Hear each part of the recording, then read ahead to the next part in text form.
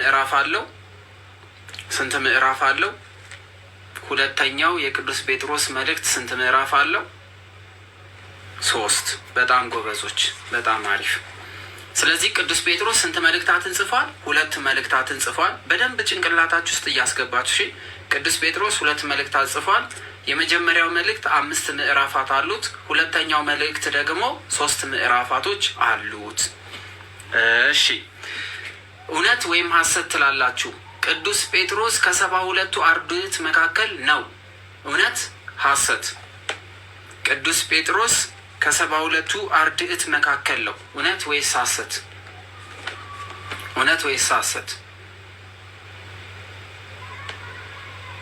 ቅዱስ ጴጥሮስ ከ72ቱ አርድእት መካከል ነው። ሐሰት ወይስ እውነት? ሐሰት። በትክክል ሐሰት።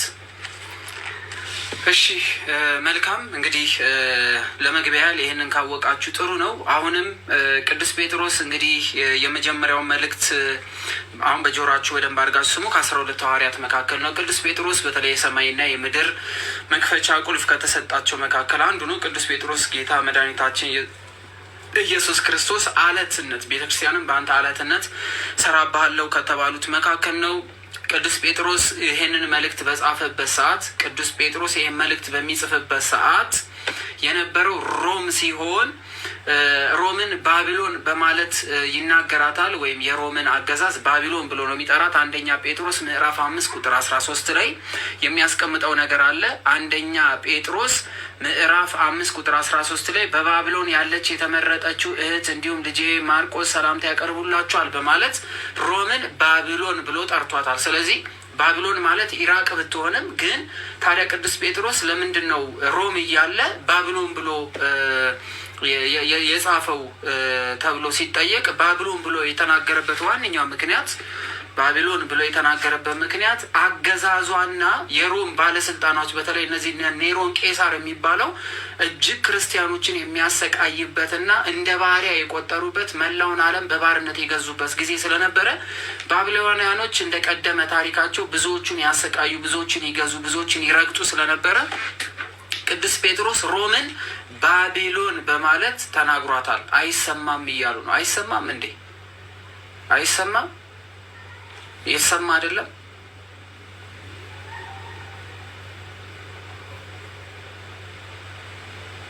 እሺ። ስለዚህ ሮምን ባቢሎን ብሎ ጠርቷታል እንጂ ባቢሎን ተቀምጦ አይደለም ቅዱስ ጴጥሮስ ይህን መልእክት የጻፈው።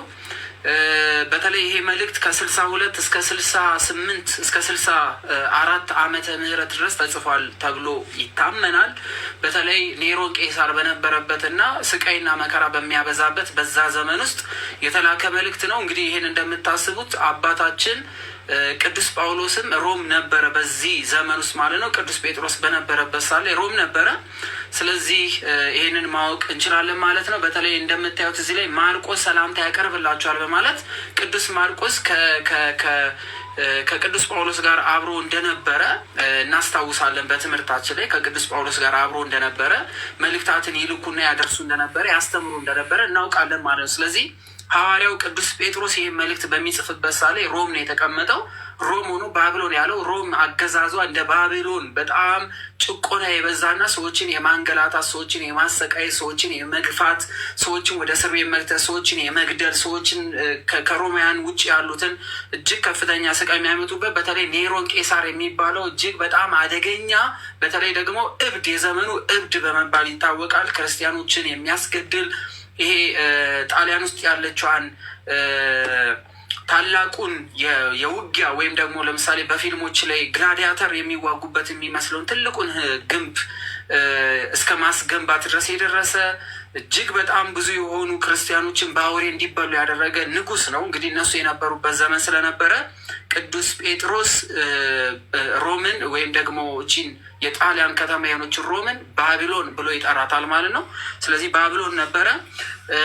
ቅዱስ ጳውሎስ ይህንን መልእክት በሚጽፍበት ሰዓት ላይ የ60ዎቹ ዓመት መጀመሪያ ወይም ወደ 70ዎቹ ማብቂያ ላይ እንደሆነ ይታመናል ማለት ነው።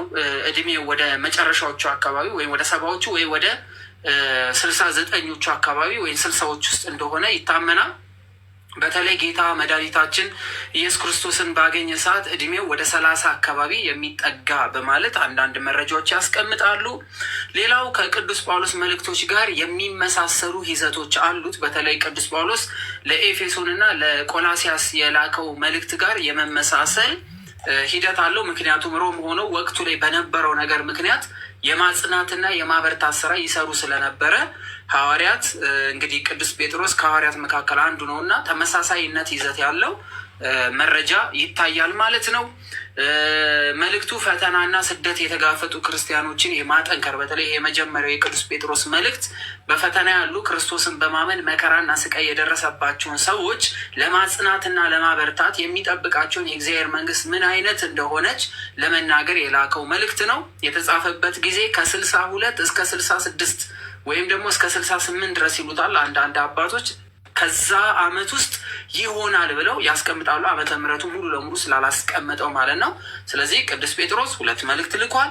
የመጀመሪያው መልእክቱ 5 ምዕራፋቶች አሉት። ሁለተኛው መልእክቱ 3 ምዕራፋቶች አሉት። ቅዱስ ጴጥሮስ ከሐዋርያት መካከል ነው፣ ከ12 ሐዋርያት መካከል ነው። እነዚህን በደንብ አድርገን ልናውቅ ይገባል ማለት ነው። እግዚአብሔር አምላክ ይስጥልን። ወንድማችን መምህራችን ድል በድልዬ መጥተዋል። እንኳን አደረሶት። በጣም ነው ያማረቦት። እንግዲህ እንጀምራለን። መግቢያው ላይ ነው ያለ ነው። እስኪ ጥቂት ስለ ቅዱስ ጴጥሮስ ሮም እንዴት እንደሄደ ለምን እንደዛ ሆነ የሚሉትን መግቢያ እናውራና ምዕራፍ 1 እና 2 እንግዲህ ዛሬ እንሄድበታለን እግዚአብሔር ከፈቀደልን። ይቀጥሉ።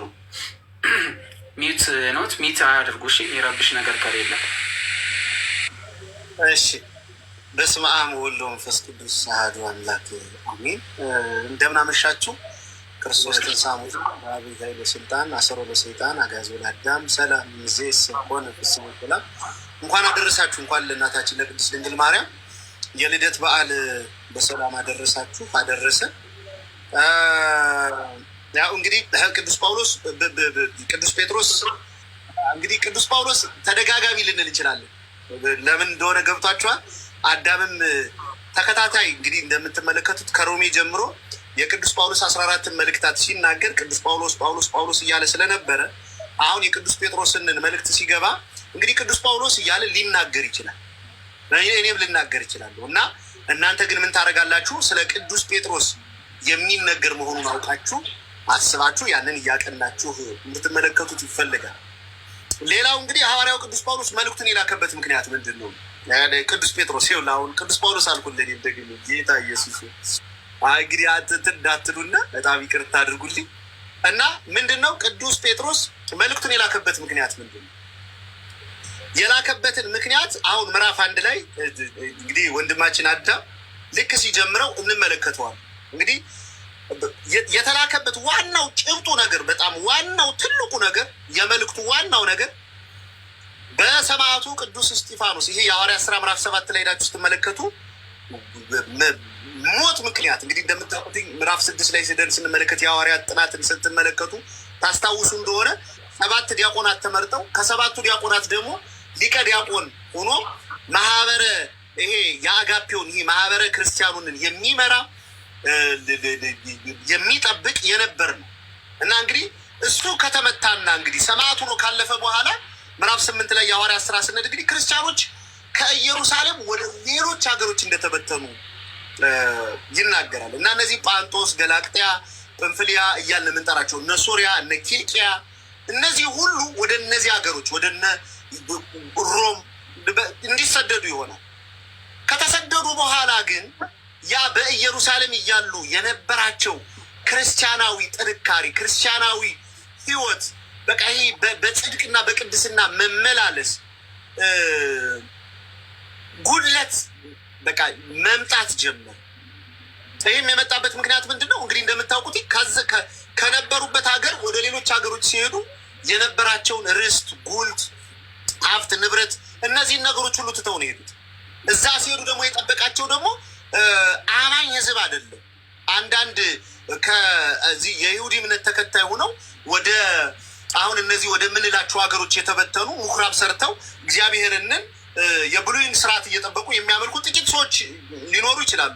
ግን በአብዛኛው ማለት ይቻላል ብዙዎቹ ግን ይሄ የጣዖት አምልኮንን ህይወት የሚኖሩ የነበሩባቸው ቦታዎች ናቸው። እዛም ሲሄዱ ደግሞ ይሄ ክርስቶስ የሚባለውን ስም ታስታውስ እንደሆነ እኮ ክርስቲያን የሚለው ስም የተሰጣቸው አንጾኪያ ላይ አይደለም?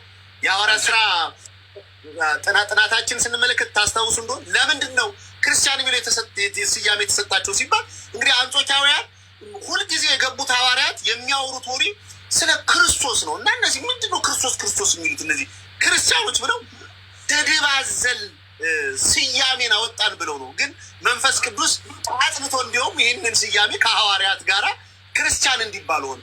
እዛም ሀገር ሲሄዱ አሁን ሲበተኑ ደግሞ ከእስጢፋኖስ ሞት በኋላ ስለ ክርስቶስ ሲያወሩ የሚቀበላቸው ሰው አልነበረ። እንደምትመለከቱት እንግዲህ ቤተሰብ ያለው ክርስቲያን ሊኖር ይችላል። ይሄ በእምነት መዛል ተጀመረ። በቃ መድከም። ለዚህ ነው ወይ እንደ እኛ በክርስቶስ ክርስቲያን የተባል ነው፣ በደሙ የተዋጀ ነው፣ የተቀደስ ነው። እውነት እኛ የእግዚአብሔር ልጆች ከሆነ እግዚአብሔር ምርጦቹ እኛ ከሆነ እንዴ ዓለምን ሁሉ ልናስተዳድር የሚገባን ዓለምን ሁሉ የእኛ ሊሆን የሚገባው እኮ ለእኛ ነበረ። ግን አሁን ስንመለከት ግን እኛ ስደተኞች ነን። ክርስትናን አላወቁትም። የዚህ ዓለም ህይወትን የመሰላቸው ሐዋርያው ቅዱስ ጳውሎስ ምን ይላል? ኢየሱስ ክርስቶስ ይላል ለዚህ ዓለም ህይወት ወይም ደግሞ ለስጋ ህይወታችን ብቻ በድሎት እንድንኖር ከሆነ ዋጋ የከፈለልን ይላል። በጣም ከሌላው ህዝብ ተለይተን በቃ ሊታዘንልን የሚገባ መሆን አለበት ብሎ ይናገራል። እና እነዚህ ሰዎች ክርስትናንን ያሰቡት በክርስቶስ ክርስቲያን መባልን ያወቁት እንትን ያሉትኝ በቃ ሁሉን ነገር ጭብጥ አድርገው የሚይዙ ነው የመሰላቸው። ግን አይደለም። ታስታውሱ እንደሆነ ማቴዎስ ወንጌል ምዕራፍ 10 ላይ እኔን አሳደውኝ እንደሆነ ባለቤቱን ብኤል ዘቡል አለበት ብለው ከሆነ እናንተንም አይበልጥ እንዴት አይሏችሁ? በየሸንጎው እየወሰዱ ያቆሟችኋል፣ ይገርፋችኋል፣ ያሳድዳችኋል። አይዟችሁ አትፍሩ፣ ግን እስከ መጨረሻው የሚጸና እርሱ ይድናል ያላቸው። ይህን ቃል ቸላሉት። ስለዚህ ቅዱስ ጴጥሮስ ስለዚህ ነገር ሲሰማ ሊያጠነክራቸው፣ ሊያጸናቸው በርቱ፣ አይዟችሁ፣ ምክንያቱም በስጋ የሚደርስባችሁን መከራ ብትታገሱ የማያልፈውን ዘላለማዊ ሕይወት ትወርሳላችሁ እያለ ሊያጸናቸው ይህን መልእክት ልኳል ማለት ነው። አዳምዬ እንደ ቅዱስ ጴጥሮስ በረከቱ ይደርብን። በጣም ደገኛ አባት ነው። በጣም በሚገርማችሁ ሁኔታ ደገኛ አባት። ታስታውሱ እንደሆነ ትናንትና በውይይታችን ጊዜ ጴጥሮስ ምንም ችኩል ይሁን በጣም አሁን ዮሐንስን እንግዲህ ጌታ መድኃኒዓለም ኢየሱስ ክርስቶስ ይወደው የነበር ደቀ መዝሙር እያለ ራሱን ይገልጣል። ቅዱስ ጴጥሮስን ክርስቶስ ይወደዋል። በጣም በሚገርማችሁ ሁኔታ እንግዲህ የወደው የነበረው ዮሐንስ ነው አይደለ? እንግዲህ ዮሐንስን ነው ይወደዋል የተባለ ተመልከቱ። ግን በጣም በሚገርማችሁ ሁኔታ ስልጣነ ክህነትን ዋናውንን ሹመት ግን ለማን ነው የሰጠው? ለጴጥሮስ። ጴጥሮስ በጣም ይወደዳል በክርስቶስ። ችኩል ነው እንደምታውቁት። አሁን እዚያ ማቴዎስ ወንጌል ምዕራፍ 17 ትናንትና የዚያን ሰው ልጅ አጋንንት ማስወጣት አቃታቸው። ግን ሰውየው መጣና ግን ኮሜንት አቀረበ። እንዴ ጌታ ሆይ ወደ ደቀ መዛሙርት አመጣሁት ሊፈውሱልኝ አልቻሉም፣ አንተ ግን በቃ ሁሉም ይሳንን አድንልኝ ሲለው ዞር አለና እናንተ እምነት የጎደላችሁ እስከ መቼ ከእናንተ ጋር እኖራለሁ? አምጣው አለና አድኖ ፈውሶ ላከው። ሰውየው ደስ እያለ ወደ ደቀ መዛሙርቱ ግን ልባቸውን አመማቸው። ከዛ ምን አሉ ይላል? እጁን ይዞ ይላል። በጣም በሚገርም ሁኔታ እኔ በጣም ነው ደስ የሚለኝ ቅዱስ ጴጥሮስ እጁን ይዞ ይለዋል። ሳባ አረግና ጌታ ሆይ አለው። አቤት እኛ ልናወጣው ያልቻልነውን አንተ እንዴት አወጣኸው? ጌታ ኢየሱስ ክርስቶስ ጴጥሮስ ተመልከቱ፣ እኛ ልናወጣው ያልቻልነው እና ክርስቶስ ምንድን ነው? አንተ ጴጥሮስ እንዴ እኮ እኔ እኮ አምላክ ነኝ፣ ፈጣሪ እኮ ነኝ። በእኔ ስም እኮ ነው አጋንንት የምታወጣው። ስልጣኑንም የሰጠው እኔ ነኝ እኮ። ኧረ እንዴት ብትደፍር ነው ግን አንተ ከራስህ ነሪ ጋር ያስተካከል? በል አንተ ድሮም እንደው ተው ችኩል ነህ፣ አታስፈልገኝ አላለው። ማርያምን አላለው። እንዴት አለው? እንደው ጌታ ሆይ እንዴት እኛ ልናወጣ ያልቻልነውን አንተ እንዴት አወጣኸው ሲለው ምንድን ነው ያለው? ስለ እምነታችሁ ማለት አያችሁ አይደለ? አይ መድኃኒዓለም ኢየሱስ ክርስቶስ አይ የኔ አባት አይ የእሱ ልጆች በመሆናችን እኮ እንደው መብርሃን ምስክሬ ናት። እንደው ተውት፣ ሌላው ይቅር፣ እንደው ጽድቁን ኩነኔውን ተውት። የክርስቶስ ልጅ በመሆናችን በራሱ ብቻ እኮ ስኬት ነው፣ በራሱ እኮ ህይወት ነው፣ በራሱ በቃ ምን ብዬ ልንገራችሁ እኮ እንደው መጥገብ ነው እኮ በቃ መርካት እኮ ነው ከክርስቶስ ጋር ሆኖ እና ምን አለው? ስለ እምነታችሁ ማለት ነው። ይህን ተራራ የሰናፍጭ ቅንጣት ታክል እምነት ቢኖራችሁ ተነቅለህ ወዲህ ሄድ ብትለው ይሄድልሃል አለና ግን ዞር ብሎ ደግሞ ሌላ ክርስቲያናዊ ተጋድሎ እንዴት ማሸነፍ እንዳለባቸውና እንዴት መበርታት እንዳለባቸው እንዲህ አለው። ይህ አይነቱ አጋንንት ከጾምና ከጸሎት በስተቀር አይወጣም ብሎ ጾምና ጸሎትን አበርትተው እንዲይዙ አስተማረው ማለት ነው። እና የቅዱስ ጴጥሮስ በረከት ይደርብን። አዳምዬ እንግዲህ ጀመር ክፍሉን እና እንቀጥላለን። እኔ መቼም ስገባ እንደምታውቀው የሊማሊሞ መንገድ ይመስል በዚህ እያልኩ ነው መድና እንግዲህ አደራ ሜት እንዳያደርጉ እንደዛ ይቀመጥ። ሼፕ ስለምናደርገው ትልቁ ነገር መጀመሪያ ያው ቅዱስ ጳውሎስንም ስንጀምር ማን ነው ከሚል የጀመር ነው። ስለዚህ የግዴታ ከዚህ በኋላ የምንሰማው ቅዱስ ጴጥሮስ ማን ነው የሚለው ማወቅ አለብን። በነገራችን ላይ እዚህ ላይ ስማቸው ከተጠቀሱ መካከል ቅዱስ ማርቆስ አንደኛው ነው። እንደው ማርቆስስ እንዴት ነው ከጴጥሮስም ጋር እንዲሁም ከጳውሎስ ጋርም አንድ ሊሆን የቻለው? በተለይ ጳውሎስም ሲልከው ነበረ፣ ተልኮ ነበረ፣ መልእክት አድርሶ ነበረ። እንዲሁም ደግሞ ጴጥሮስም ደግሞ ከማርቆስ ጋር እንዳለ እያየን ነው። የነበሩበትም ዘመን ደግሞ ጳውሎስ በነበረበት ዘመን ቅዱስ ጴጥሮስ ወይም ደግሞ ኬፋ ተብሎ ይታወቃል።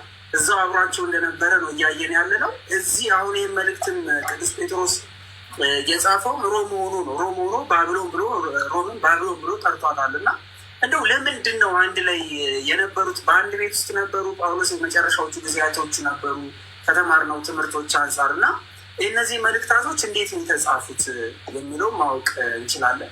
እንደው ማርቆስስ እንዴት ነው አብሯቸው ሊሆን የቻለው? በተለይ ማርቆስና ጳውሎስን ተጣልተው ነበር አይደል? አዎ፣ በርናባስ አጎቱ ነው ለማርቆስ እና በጣም በሚገርም ሁኔታ በማርቆስ ምክንያት ማርቆስ ከቅዱስ ጳውሎስ እና ከበርናባስ ጋራ ከሉቃስ ከነ ዴማስ ከነ ቲቶ ጋራ አብሮ እየዞረ እና አርስጦሮኮሮስ የምንሏቸው ደቀ መዛሙርታን ከእነሱ ጋር እየዞረ ቅዱስ ጳውሎስን የሚረዳ የሚያግዝም ግን ደግሞ ቅዱስ የተወገዘው ማለት ነው አርስጦሮኮሮስ የምንለው። አይ ግን እንደው ሌላ ጊዜ እንገባለን። በተለይ ከሐዋርያት ጋር ሆነው ወድቀው የተነሱ ብዙዎች አሉ፣ በጣም ብዙዎች አሉ።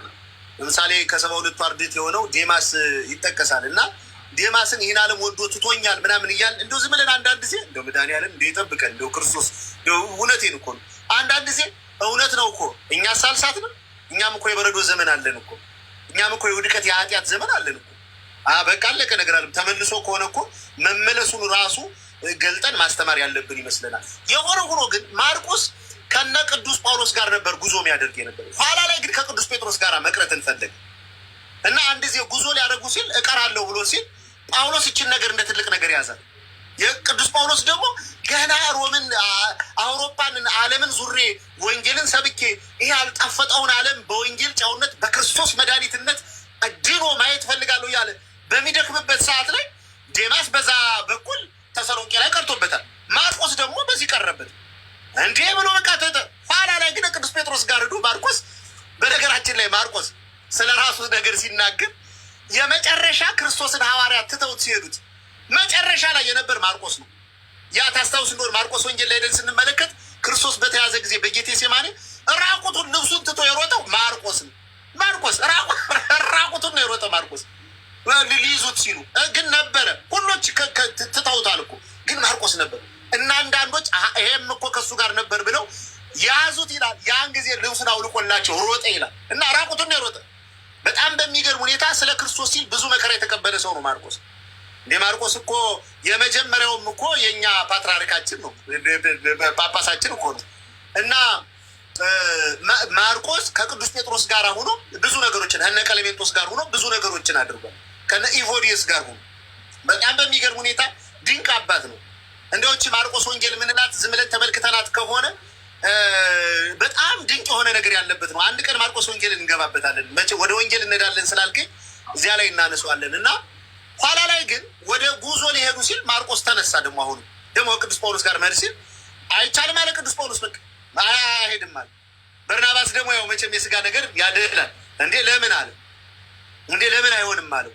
በቃ በመጀመሪያ ላይ እንሂድ ባልኩት ጊዜ አልሄድም ሲለው በርናባስ እና ጳውሎስ በማርቆስ ምክንያት ተከፋፉ ይላል። እሱ ወደ ሰሜን ያኛው ወደ ደቡብ ሄዱ ይላል። ማርቆስን ይዞ ቅዱስ ጳውሎስ ሉቃስን እና ሌሎችን ይዞ ወደ ኋላ ላይ ግን መጨረሻ ላይ ግን ተገናኝተው ችግሮቻቸውን ፈተዋል። ያው ችግር አይባልም አሁን ችግር አይባልም በወንጌል ችግር አይባልም። እንደው እኔና አዳም እንደምንባባለው አይነት አድርጋችሁ ሰው ውሰዱት እና ቅዱስ ጴጥሮስ ማርቆስን በጣም ኮትኩቶ ያሳደገው ነው። በጣም ኢቮዲየስን ኮትኩቶ ነው ያሳደገ፣ ቀለሜንጦስን ኮትኩቶ ነው ያሳደገ። እንዲሁም ማርቆስ ከበርናባስም ከጳውሎስም ከጴጥሮስም ወደ ዮሐንስም ሄደ። እንዲሁ እየሄደ ቁጭ ብሎ በደንብ አድርጎ የተማረ ኋላም እንደምታውቅ እንግዲህ ማርቆስ በአንበሳ ይመሰላል። አንበሳ የላህም ጌታዋ ነው እና በላህም ተመስለው በግብፅ ላይ ነግሰው የነበሩ ጣዖታትን በወንጌል አድቅቆ ፈሽቶ የጣለ ቅዱስ አባት ነው። በጣም በሚገርም ሁኔታ ማርቆስ አሁን ሚያዝያ 30 ላይ እረፍቱ ነው። በጣም በሚገርም ሁኔታ የቅዱስ ማርቆስ የፋሲካን ዕለት ጠብቀው ነው ከላም ጋር አስረው ቀኑን ሙሉ ሲያስጎትቱት ውለው ሰማዕቱ ነው ያለፈና በረከቱ ይደርብን። ቅዱስ ማርቆስን ቅዱስ ጴጥሮስን በመራዳት በደንብ አድርጎ ደግሞ ለእኛ አሁን ያለውን የክርስቶስን ከሶስቱ ወንጌላውያን በተጨማሪ ቅዱስ ሉቃስ፣ ቅዱስ ማርቆስ ሌሎችን ነገሮች አይታችሁ ከሆነ ሲናገር የክርስቶስንን ይሄ እንትንነት እየተናገረ ነው የመጣ። ይሄ በቃ ድንቅ አድራጊነት እየገለጠ ነው የመጣ። ታዩት እንደሆነ በታምራት የተሞላ ነው ማርቆስ፣ በታምራት የተሞላ ነው እና የክርስቶስን ወንጌል አጉልቶ ጽፎ ዛሬ ላይ የእኛን ቅድስት ቤተክርስቲያን ግብፅ እናታችን ማርቆስ አባታችን እያልነ እስክንድሪያ እናታችን እያልነ ማርቆስ አባታችን ብለን እንዲህ እንድንለው የሆነ አባት ነው። በረከቱ ይደርብን። ቅዱስ ጴጥሮስን ይህንን ቅዱስ አባት በብዙ መልኩ ከእሱ ጋር ሆኖ ለአገልግሎት በርትተዋል ማለት ነው። ያ እንግዲህ ለምዕራፍ 1 እንግባ። ቆይ መረጃ ይቀመጥ። አጭር መረጃ ልስጣችሁ። የዚህ የታላቅ አባት የቅዱስ ማርቆስ አጽሙን ቅዱስ የሆነውን አጽሙን ኢትዮጵያ ናት በገንዘቧ ገዝታ ወደ ግብፅ እንዲመለስ ያደረገችው። ከነጋዴዎች ላይ ገዝታ የኢትዮጵያ ኦርቶዶክስ ተዋሕዶ ቤተክርስቲያን በስነ ስርዓት ግብፅ ላይ እንዲያርፍ አድርጋለች። ዶክመንተሪውን መጨረሻ ላይ ለማሳየት እሞክራለሁ እንዴት አድርጋ ትቀበል እንደነበረ። በተለይ ንጉሥ ኃይለ ሥላሴ ለዚህ ታላቅ ሚና ተጫውተዋል ማለት ነው። በጣም አደገኛ የሆነ ውርርድ ተወራርደው ነው ከነጋዴዎች እጅ ቅዱስ የሆነውን የቅዱስ ማርቆስን ቅዱስ አጽም ያመጡት። በነገራችን ላይ መሰረታችን ሆነ ቤተክርስቲያናችን። ሌላ መረጃ ለመስጠት ያህል ቅዱስ ሉቃስ በትውልድ ሊቢያዊ ነው። ይህንንም ማወቅ ይኖርብናል። ከሊቢያ መሆኑን መረዳት ይኖርብናል። እንግዲህ የሉቃስ ወንጌልን ስንጀምር ብዙ መረጃዎች ወደ እናንተ አደርሳለሁ። እንዴት ግብፅ ላይ ሊሆን ቻለ? በምን አይነት መንገድ ነው ግብፅ እንዲቀር የተደረገው? ለምንድነው ታዲያ ኢትዮጵያ ከገዛች ወደ ኢትዮጵያ ያልመጣው? መንበሩ ለምን ኢትዮጵያ ላይ ያልሆነ? በወቅቱ ምን ተፈጥሮ ነበረ? የሚሉትን ነገሮች ጭምር እናነሳቸዋለን። ግን የቅዱስ ጴጥሮስ ትምህርት ላይ ነው የምንመጣው። ያልሰማችኋቸውን መረጃዎች ግን ለመስጠት ያለው ቅዱስ ጳውሎስ እና ቅዱስ ጴጥሮስ ተጣልተው ነበረ ወይም ተኮራርፈው ነበረ። ለምንድን ነው ድንበድል? ብዙ ሰው አሁን አያውቅም። እንደዚህ አይነት ነገር ሲሰማ እንዳትደነግጡ። ለምን ነበር የተጋጩት? ያውም ጣዖት አምላኪዎችን ለማስተማር እኮ ለማስተማር። እንዲሁም ቅዱስ ጳውሎስ ቅዱስ ጴጥሮስን ደብድቦታል፣ በጣም ደበደበው ይላል እና ግን እኒህ እርስ በርሳቸው የተደባደቡበት ይሄ እንደው ደበደበው ተጣሉ የሚልበትን ነገር ስንመለከት ብዙ ነፍሳት ነበር ያዳኑበት። በጣም እንግዲህ በጣዖት አምላኪዎች ላይ የነበረውን ትምህርት ነው ቅዱስ ጴጥሮስ እያስተማረ ባለበት ሰዓት ላይ እንግዲህ ቅዱስ ጳውሎስ እነዚያን ደጋፊ መስሎ በመግባት ነገሮችን በቃ እንትን ብሎ ቅዱስ ጴጥሮስን እንትን እንዳለ፣ ነገር ግን ድንቅ ታምር አድርገው ኋላ ላይ እንዲህ አይነት ነገር ያደረገ ክፉ ተደርጎ ግን መልካምን ነገር የሚያደርግ እንትን አይተን አናውቅም ብለው ብዙዎች እንዲመለሱ አደረጉበት። ተመልከቱ፣ በመጣላታቸው ማለት ነው። እኛስ ቆይ ወደ እኛ ልግባ። እኛስ ምንድን ነው ያደረግነው? ጌታ ኢየሱስ ክርስቶስ አረ እንደው አንተ በነገራችን ላይ ወንጌል አንድምታ መቅድሙ ላይ ታሪክን ሲያመጣው የሁለቶችንን ጥል ያመጣዋል፣ ያነሰዋል፣ ታሪኩን ይተርከዋል። እና የንታ ሲተርኩት ያን ነገር አስታውስ ነበረ። በቃ በአባቶች በዚያ እንግዲህ በሐዋርያት ውስጥ የነበረው ያ እንዲሁ ጸጋ እግዚአብሔር እንዲሁ አሁን ባሉት አባቶቻችን ላይ ቢሆን ምናለ አስበዋል አይደል? ተመልከት እንግዲህ አሁን ባለፈው ጊዜ እንግዲህ ቤተክርስቲያን ከሁለት ሊከፍላት ጥቁር ያለበሳት ጉዳይ አሁን አባቶችን ያጣለው ጉዳይ ያላመነውን ህዝብ ለማሳመን ተጠቅመውበት ቢሆን ኑሮ ራስና አያለ ይሄ ነው እኮ የቅዱስ ጳውሎስ እና የቅዱስ ጴጥሮስ ጥም ማለት አይደል? እኛ እኮ ተከፋፋንበት። እኛ እኮ እንዲነን እንዲያደን አለበት። እኛ እኮ መኪና ተከለከለ፣ ደሞዛችን ተቀነሰ አለበት። ቅዱስ ጴጥሮስ ቅዱስ ጳውሎስ ቢመታው አንተ እኔ እኮ ነኝ ስልጣኑን የሰጠው እኔ ነኝ እኮ የሾምኩ ይላል። ያው በርናባስ ወደ ቅዱስ ጳውሎስ ወደ ቅዱስ ጴጥሮስና ወደ ቅዱስ ዮሐንስ አመጣው አይደል? የሐዋርያት ሥራ ሄዳችሁ ትመለከቱ። 3 ዓመት በአረብ ምድር መንፈስ ቅዱስ ካስተማረው በኋላ መጣ ይላል። ወደ ማን? ያዕቆብ፣ ዮሐንስ፣ ጴጥሮስ ባሉበት ጴጥሮስም እጁን ጫነና ሂድ አስተምር ብሎ ሰጠው ይላል። ሹመትን እኮ የተቀበለ ከቅዱስ ጴጥሮስም ቀና ብሎ ግን ተመልክቶ ግን እሱን ያንን አደረገው ማለት ግን ብዙዎችን ነፍሳት አዳኑበት። ዛሬ ላይም ያሉ አባቶቻችን ዛሬ ላይ ያሉ መምህራኖቻችን እርስ በርስ እንደዚህ ተጎሻሽመው እርስ በርስ አንተ ተብለው እንደገና በፍቅር ነገሮችን ሰብስበው ያላመኑትን አሳምነው ድንቅ የሆነውን አገልግሎት ቢያደርጉ ኑሮ እውነትም የነ ቅዱስ ጳውሎስ የነ ቅዱስ ጴጥሮስ የነሱ አባቶች ባልናቸው ነበር። የሆነው ሆኖ እግዚአብሔር አምላክ ቸርነትን ምሕረትን ያርግልን። እንዲያ ስንል ደግሞ ደጋግ አባቶች ሁሉ ማለታችን አይደለም። አሉ ደግ አባቶች አሉልን። እግዚአብሔር ይርዳን ማለት ነው። አዳምዬ እንግዲህ አዳም አንዳንድ ጊዜ አንዳንድ ክፉ ነገርም ሲያይ ሲመለከትም የሚያማትበው ጉዳይ አለው። አትደንግጡ ለማለት ፈልጌ ነው። ኮሜንት አድራጊዎችም በባካችሁ እንደው በመድኃኒዓለም አሁን የቅዱስ ጴጥሮስን መልእክት ነው የምንማማርና መልካም የሆነ ነገር ስንል በረከቱ ይደርብን ስንል አሜን በሉ እስኪ እና አሜን እኮ ይሁንልን ይደረግልን ማለት ነው። ቀጥልማ ወንድም አዳም ቀጥል። እሺ ጌታ መድኃኒዓለምን አምነን እግዚአብሔር አምላክ በመካከላችን እንዲገኝ እርሱን ጠርተን የአባታችን የቅዱስ ጴጥሮስ መልእክት ምዕራፍ 1 አምነን እንጀምራለን። የቅዱስ ጴጥሮስ፣ የቅዱስ ጳውሎስ፣ የቅዱስ ሉቃስ የሐዋርያት በረከት ከሁላችን ጋር ይሁን። ዛሬ ታላቅ የምስራች ቀን ነው። እመቤታችን ቅድስት ድንግል ማርያም ተወልዳለች። እንግዲህ የእመቤታችን መወለድ ለነቢያትና ለትንቢቶች ሁሉ መፈጸሚያ ነው እና እግዚአብሔር አምላክ በመንግስቱ ያስበን። ስለሰጣቸው ቃል ኪዳን ስለ አባታችን አብርሃም፣ ስለ ይስሐቅ፣ ስለ ያዕቆብ ለሁላችን በረከትን ያድለን። ከአሁኑ ሰዓት ጀምሮ እንግዲህ መግቢያውን ተምረናል። መቼ እንደተጻፈ አይተናል። የት ሆኖ እንደተጻፈ አይተናል። እነማን እንዳሉበት ተመልክተናል። ከዚህ በኋላ ወደ መልእክቱ እንገባለን። እግዚአብሔር ከኛ ጋር ይሁን። ሁላችሁ መጽሐፍ ቅዱስ አንብቡ። መምህራችን ድል በድል እያብራሩልን እየተነጋገርን እያወራንበት እኛ እየተመካከርንበት እንሄዳለን። እናንተ የሚጠቅማችሁ ነጥቦች ከላዩ ላይ እያያዛችሁበት ሂዱ። ትርጓሜም ጭምር ስለሚኖረው ምን ማለት ነው ብላችሁ ግራ የገባችሁ መልስ በዛውም ስለምታገኙበት ያዙ። ከኔና ከመምህር ድል በድል ያገኛችሁትን ደግሞ ከኛ የበለጡ የአዲስ ኪዳን መምህራንን ስታገኙ ደግሞ የበለጠ እንዲያብራሩላቸው ጠይቋቸው።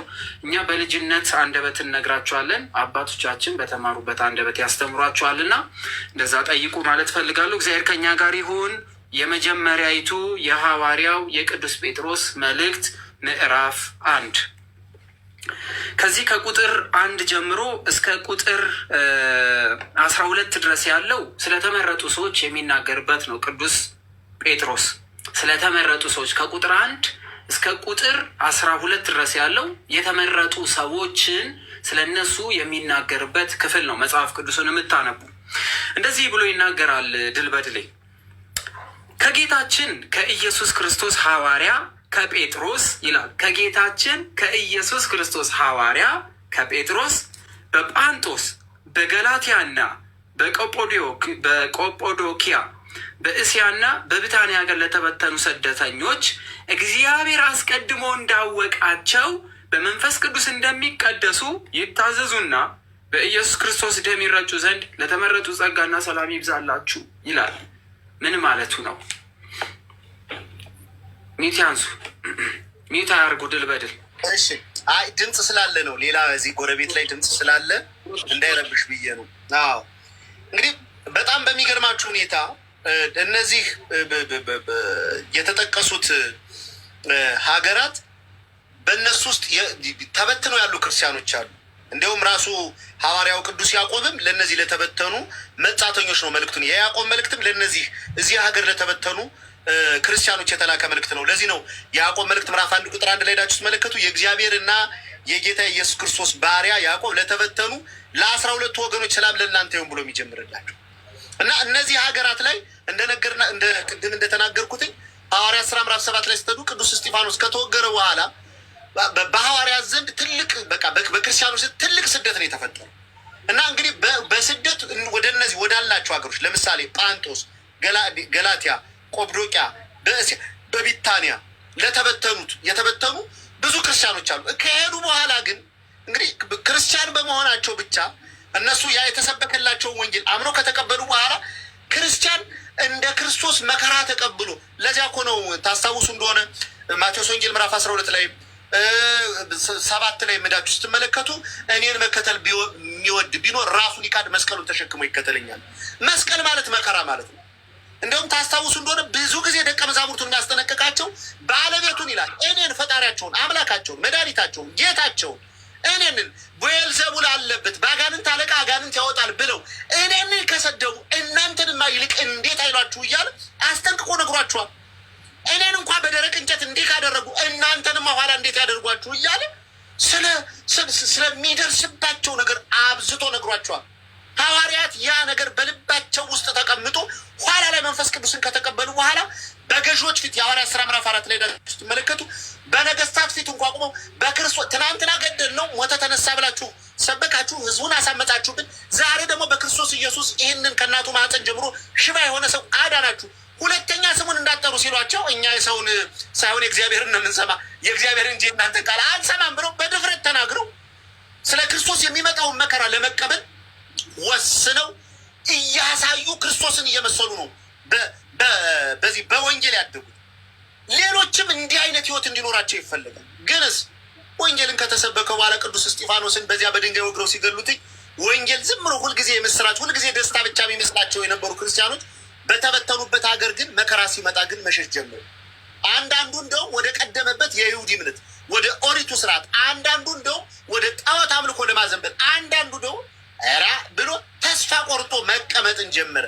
ስለዚህ ቅዱስ ጴጥሮስ እና ቅዱስ ያዕቆብ ይህን ነገር ሲመለከቱ መልእክት ልከው ማጽናትና ከነበረባቸው የዚያ የመንፈስ ዝነት አንስቶ ወደ ተቀደሰው የእግዚአብሔር መንግስት ሊያስገባቸው የሚችለውን የጽድቅና የቅድስና ህይወት ገንዘብ እንዲያደርጉ ምንም መከራ ቢደርስባቸው ደግሞ መታገስ እንዳለባቸው ሲያሳስቡ ቅዱስ ጴጥሮስ ይህን መልእክት ጽፎታል ማለት ነው።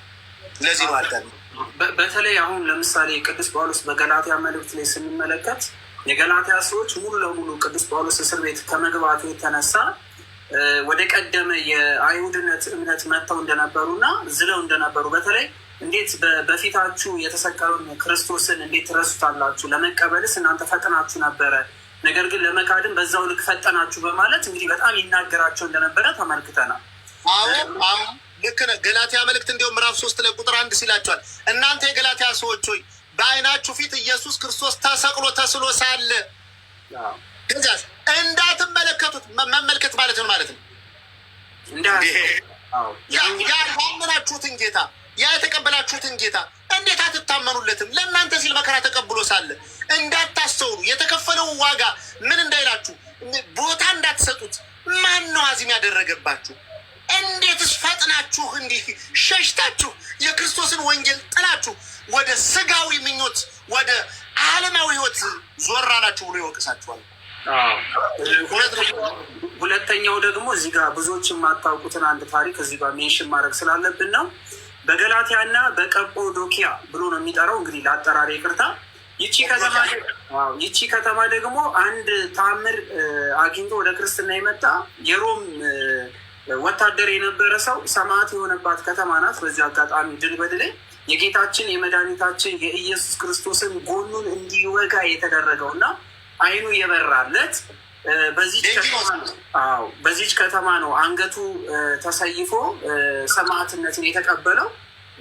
ከቅዱስ ጴጥሮስ እንግዲህ የክርስቶስ አማኝነትን ጥምቀት አግኝቶ ቅዱስ ጴጥሮስ ከላካቸውና በዚች ከተማ ውስጥ ከሚያስተምሩ የክርስቶስ መምህራን መካከል አንደኛው ሌንጊኒዮስ ነበረ። እቺ ከተማ ሌንጊኒዮስ የነበረባት ከተማ ናት። እንዲጸኑም እንዲበረቱ ከተነገረባቸው ከተሞች መካከል አንዷ ናት ማለት ነው። እንግዲህ እነዚህ ምክንያቱም እነዚህ ከተሞች በቢታንያ ሀገሮች ለተበተኑ ስደተኞች እግዚአብሔር አስቀድሞ እንዳወቃቸው በመንፈስ ቅዱስ እንደሚቀደሱ ይላል። እግዚአብሔር አምላክ አስቀድሞ ሁሉን አዋቂ መሆኑ ይናገራል። ድል በድል አይቶት ከሆነ እግዚአብሔር አስቀድሞ እንዳወቃቸው ይላል። እንግዲህ እግዚአብሔር አምላክ ለዚህ ክብር አስቀድሞ የመረጣቸው በመሆናቸው የተነሳ አንድም በእነዚህ በሐዋርያት መበተንና ቤተክርስቲያን በሁሉም ዓለም እንድትበተን መሆኑ አንደኛ እንዲጠቀሙበት የሆነው። ለምሳሌ የእስጢፋኖስ ሞቱ በአንድ ቦታ ተሰብስበ የነበረችን በኢየሩሳሌም የነበረች እንድትበተን መሆኑ ለሌሎች ሀገራት የክርስቶስ ትምህርት እንዲሰበክ አህዛብ የተባሉ ጣዖት አምላክ የነበሩ የእግዚአብሔር ወንጌል በፍጥነት የማይደርስላቸው የነበሩትን በዓለም ዳርቻ እንዲዳረስ አንደኛው ምክንያት ሆኗል። ስለዚህ ስደታቸው ለሐዋርያት ኢየሩሳሌምን ማጣት ቢሆንም ለሌሎች ግን ደግሞ ትልቅ በረከት ይዞላቸው ሄዶ ነበረ። እነዚህ ከተሞችም ማለት ነው ይታዘዙና በኢየሱስ ክርስቶስ ደም ይረጩ ዘንድ የሚለው ምን ማለት ነው? በኢየሱስ ክርስቶስ ደም ይረጩ ዘንድ ማለት ይድኑ ዘንድ ማለት ነው። የዳኑትን ማለት ነው። የተመረጡትን ማለት ዋጋ የተከፈለላቸውን ይረጩ ማለት አሁን የክርስቶስ ደም ረጭቷቸው አይደለም። በክርስቶስ ደም መቀደሳቸውን፣ መዳናቸውን ከዚያ በአዳም ምክንያት ከመጣብን ፍርድ ሞት ነፃ መውጣታቸውን ሲናገርና ሲያጠይቅ ነው። ግን ለዚያ ነው እንዲ አስተውሎት ከነበረ በኦሪቱ ስርዓት የአንድ ኃጢአተኛ የኃጢአት ስርየት የሚደረገው ያቀረበው መስዋዕት እሳቱ መጥቶ ከበላው በኋላ ቀሪውን አመድ ተበጥብጦ ይረጭ ነበረ። እውነት ነው። ስለዚህ ቅዱስ ጴጥሮስ ያ መቅረቱንም ሲያጠይቅ ነው። በትክክል። ስለዚህ የጌታችን የመድኃኒታችን የኢየሱስ ክርስቶስ ደም አንድ የፈሰሰው ያንን ስርዓት መተካቱን ጭምር እየነገራቸው መሆኑን ያስቀምጣል። አንድ የፈሰሰ ብቻ ሳይሆን ደግሞ አዳምዬ ያንን መተካት ብቻ ሳይሆን አንድ ጊዜ የቀረበ ለዘላለም የሚያገለግል መሆኑ ነው። አዎ ቅዱስ ጳውሎስ እንደውም የዕብራውያን መልእክት ምዕራፍ 9 ላይ ቅድም ባለፈው ትዝ ይላቸው እንደሆነ ሲመለከቱ ምንድን ነው የሚል በጊደር እና በተቃጠለው በዚህ አመድ በፈሰሰውም ደም ተረሽተው የተቀደሱ እነዚያ ሰዎችንን ማንጻት ከቻለ ይህ ደም ይልና ለዘላለም መንፈስ አንድ ጊዜ ቀርቦ ግን ሰዎችን ሁሉ ያ የሚያድነው ያ አንድ ጊዜ ተፈጽሞ ለዘላለም ግን የሚያገለግለው የክርስቶስ ደም እንዴት ከሞተ ሕሊናችን ከርኩሰትስ እንዴት አያጠራን እያለ ቅዱስ ጳውሎስም ይናገራል ማለት ነው። እና አንድ ጊዜ ተፈጸመ ተብሎ ሲነገር ቅዱስ ጳውሎስም እዛ ዕብራውያን መልእክት ምዕራፍ 1 ላይ ቁጥር 3 ስነት እርሱ የክብሩ መንጸባረቅ የባህሪው ምሳሌ ሆኖ ሁሉን በስልጣኑ ቃል እየደገፈ ኃጢአታችን በራሱ ካነጻ በኋላ በግርማው ቀኝ ተቀምጦ አንድ ጊዜ አንጭቶ በግርማው ለምን እንደ ብሉይ ኪዳን ሊቃነ ካህናት በየዓመቱ የኃጢአት መስዋዕት ስለ ራሱና ስለ ሕዝቡ ያቀረበ አይደለም። በግዙ አይደለም የቀረበ፣ ጥጃ አይደለም ይዞ የቀረበ፣ የቀይ ጊደር አመድ ይዞ አይደለም የቀረበ፣ የራሱን ደም ይዞት ነው የቀረበ። ያ ደም ደግሞ ለዘላለም ምን የሚል ነው? የሚያገለግል የሚያምኑትን ሁሉ እያነጻ እየቀደሰ ወደ እግዚአብሔር መንግስት የሚጨምረው። ለዚህ ነው ቅዱስ ጴጥሮስ ምን አለ? እግዚአብሔርን ምን አለ? በኢየሱስ ክርስቶስ በመንፈስ ቅዱስ እንደሚቀደሱ ይታዘዙና በኢየሱስ ክርስቶስ ደም ይረጩ ዘንድ ለተመረጡት ብሎ ከዚያ ያሉትን ሀገራት የሚጠቅስ ማለት ነው። አዳምዬ መልካም። ከቁጥር 3 እስከ 5 ድረስ ያለው ሜንሽን አድርጉላቸው፣ መጽሐፍ ቅዱስ ለሌላቸው ከስር እንዲያነቡ። እግዚአብሔር አምላክ ከኛ ጋር ይሆን። ኢየሱስ ክርስቶስ ከሙታን በመነሳቱ ለሕያውያን ተስፋ እንደ ምሕረት ብዛት ሁለተኛ የወለደን የጌታችን የኢየሱስ ክርስቶስ አባት እግዚአብሔር ይመስገን ይላል። አሁን እችኛዋን ክፍል በጣም ማየት አለብን። ቁጥር 3 ላይ ብቻ እንቁምና መታየት አለበት። ምክንያቱም ብዙ አይነት ጥያቄ ያስነሳል። እስኪ ድል በድል ልጠይቃቸው። ኢየሱስ ክርስቶስ ከሙታን በመነሳቱ ለሕያውያን ተስፋ እንደ ምሕረቱ ብዛት ሁለተኛ ወለደን በማለት ይናገራል። ምን ማለት ነው? ሁለተኛ ወለደን ሲል አንደኛ እንግዲህ ያው እግዚአብሔር አምላክ ሰውን ከምድር አፈር አበጀው ብሎ የመጀመሪያ ልደቱን ተናገረ። ሁለተኛ ልደት ደግሞ በአዳም በደል ምክንያት እንግዲህ የሰው ልጆች ሁሉ በድሎ ከእግዚአብሔር ተለይቶ ነበረ። ስለዚህ ያንን ልጅነት ያገኘ ነው በክርስቶስ ደም ተጠምቀን ክርስቶስንን ሞቱን በሚመስል ሞት ከእሱ ጋር ተባብረን ትንሳኤውን በሚመስል ትንሳኤ ከእሱ ጋር ስንተባበር ያንን ልጅነት ዳግም ተመለሰልን፣ ዳግም አገኘ ነው። ለዚህ ነው ቅዱስ ጴጥሮስ ምን አለ? ኢየሱስ ክርስቶስ ከሙታን በመነሳት ለሕያው ተስፋ ለማይጠፋ እድፈት በሌለበት ለማያልፍ ርስት እንደ ምሕረቱ ብዛት ሁለተኛ የወለደን አለ። ተመልከቱ፣ ይህኛው ልደት እድፈት የለበትም። ይህኛው ልደት ለዘላለም ከእሱ ጋር የሚያኖር፣ ያኛው ልደት ካመንበት ሕጉን ከጠበቅንበት በሕይወት ልንኖርበት፣ ካላመንበት ሕጉን ብንተወው ደግሞ ልንጎዳበት የምንችልበትን ልደት ነበር። አሁን ይህኛው ልደት በክርስቶስ ኢየሱስ ያገኘነው ልደት አምነን በኋላ የምናያቸው ነገሮች ካመን በኋላ ከተጠምቀን ደግሞ ያጣነውን ያስወሰርነውን ልጅነት መልሰን ካገኘን በኋላ እኛ አባ ብለን እሱ ልጆቼ ብሎ የሚጠራበትን ያንን የልጅነት መንፈስ ገንዘብ ካደረግን በኋላ በመልካም ስራ ስንተባበር ለዘላለም ከክርስቶስ ጋር የምንኖርበትን ያንን መንግስት እንወርሳለን ማለት ነው። ያንን መንግስት ነው። ይሄ ልደት ዝም ብሎ ልደት አይደለም። ለዚህ ነው እኮ ዮሐንስ ወንጌል ምዕራፍ 3 ላይ ደን ስንመለከት ቁጥር 5 ሰው አለው ከውሃና ከመንፈስ ካልተወለደ በስተቀር እግዚአብሔር መንግስት አያይም። ይህ ልጅነትን ለዘላለም ከእግዚአብሔር ጋር ልንኖርበት የምንችለውን ያንን መንግስት ሊያስወርስ የሚችል የጽድቅ ማህተም የህይወት ማህተም ነው። ይህን ማህተም ደግሞ ያገኘ ነው በክርስቶስ ኢየሱስ ነው እያለ ነው ቅዱስ ጴጥሮስ። በረከቱ ይደረግ። በተለይ ደግሞ አሁን ከትንሣኤ በኋላ ይሄ ዳግም የምንነሳው ትንሣኤ ዳግም የምንወለድበት በተለይ ቅዱስ ጳውሎስ በዚህ በሮሜ መልእክቱ ምዕራፍ 6 ቁጥር 4 ላይ ሰው ዳግመኛ ለመነሳት ዘላለማዊ የሚበሰብሰውን የማይበሰብስ ሆኖ የሚያገኝበት የክርስቶስን ሞቱን በጥምቀት ከእርሱ ጋር ከመሰልን እና በክርስቶስ ደግሞ ትንሣኤ ከእርሱ ጋር አንድ ሊሆን ዘንድ ሰው ልጆች መጠመቅ እንዳለባቸው ነግሮናል። ይህን ጉዳይ ተነስቶ እንግዲህ ጌታችንን ሲጠይቀው ሰው እንዴት ዳግመኛ ይወለዳል? ከእናቱ ማፀን ድጋሜ ሊወለድ ይችላል በሚለው ሰዓት ነው እንግዲህ ቅድም ያሉትን ሰው ዳግመኛ ከውሃና ከመንፈስ ካልተወለደ በስተቀር እግዚአብሔር መንግስት ሊያይ አይችልም የተባለው ማለት ነው። ስለዚህ ይህ ክፍል እየነገረን ያለው ድል በድል ሰዎች ከሞቱ በኋላ ዳግም መወለድ የማይበሰብስ ዘላለማዊ ልደት እንዳለን የሚናገር ክፍል ነው ማለት ነው። አራራ ቆይ እዚሁ ላይ እኮ አንደኛ ጴጥሮስ መልእክት ምዕራፍ 1 ቁጥር 23 ላይ ምን ይላል? ዳግመኛ የተወለዳችሁት ይላል እኮ ወደታች ኋላ እናገኘዋለን። ከሚጠፋ ዘር አይደለም በሕያውና ለዘላለም በሚኖር በእግዚአብሔር ቃል ከማይጠፋ ዘር ነው እንጂ ይላል። በእግዚአብሔር ቃል በኢየሱስ ክርስቶስ ያገኘ ነው ይህ ልጅነት የሚያጠፋ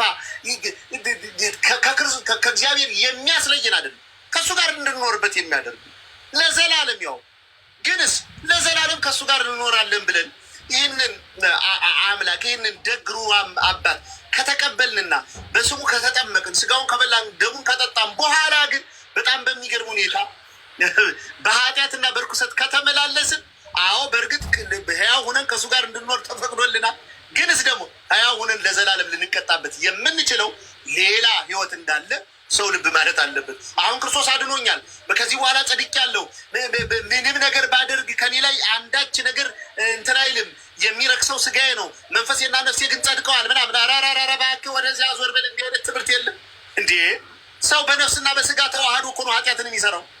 ሐዋርያው ቅዱስ ጳውሎስ ምን ይላል? እዛ ሮሜ መልእክት ላይ ሁላችን ይላል በስጋ የሰራናትን በብድራት እንከፍል ዘንድ ሁላችን በክርስቶስ ፍርድ ወንበር ፊት እንቀርባለን ያለ። ስንቀርብ ስጋና ነፍሳችን ተዋህዶ ነው። ታስታውሱ እንደሆነ ማቴዎስ ወንጌል ምዕራፍ 5 ላይ እንዴ ራእይ ዮሐንስም ስንል የመጀመሪያው መለከት ሲነፋ የበሰበሰው ያ የተበታተነው ስጋው ምናምኑ አንድ ይሆናል። ሁለተኛው መለከት ሲነፋ ጅማትና ሌሎች ነገሮች ተገጣጥመው ሲያበቁ ሰውነታችን ሙቀት ነው። ሶስተኛው መለከት ሲነፋ ነፍስ ከስጋ ጋር ተዋህዳ ይነሳል። ጋሼ ስትነሳ በዚህ አካልህ ግን ስትነሳ ግን የማይጠፋ ሆነ ነው የምትነሳ።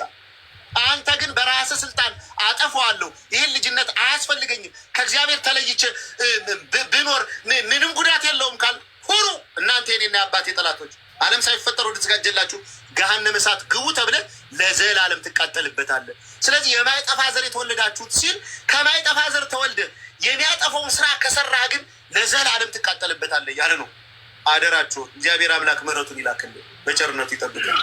እንግዲህ ቅዱስ ጴጥሮስ መጽሐፉን አላቆመም። አሁንም ብዛት ሁለተኛ የወለደን የጌታችን የኢየሱስ ክርስቶስ አባት እግዚአብሔር ይመስገን ይላል። የጌታችን የኢየሱስ ክርስቶስ አባት እግዚአብሔር ይመስገን ብሎ ነው የሚያመሰግነው። ምን ማለት ነው ይሄስ? አዎ በጣም በሚገርማችሁ ሁኔታ በዚህ መቼም ያው እንግዲህ መቼም ይሄ 66 ብለን በምንለው ይሄ NIV ኪንግ ጄምስ ቨርሽን ምናምን ትራንስሌሽን ምናምን እና አዳም የሚያወሩት አላቸው። በእንግሊዝኛ የተጠቀሰ መጽሐፍ አለ። ዝም ብሎ ማሶሬት ቴክስት ምናምን ተብሎ ፕሮቴስታንት ያሳተመው መጽሐፍ አለ። እዚያ ላይ ሄዳችሁ ስትመለከቱ የኢየሱስ ክርስቶስ አምላክና አባት እግዚአብሔር ይመስገን ብሎ ይገልጠዋልኝ እና አንዳንድ አይተው ይሄው ኢየሱስ ክርስቶስ እኮ አምላክ አለው ብለው ይላሉ። የለው አይልም። መሰረታዊ የሆነውን ኦሪጂናሉን የግዕዙን ትርጉም ኦሪጂናሉን የግሪክ ትርጉም ሄዳችሁ ብትመለከቱ እንዲሁም ግዕዙን በተሰባበረ ሁኔታ እናንብበው እስኪ።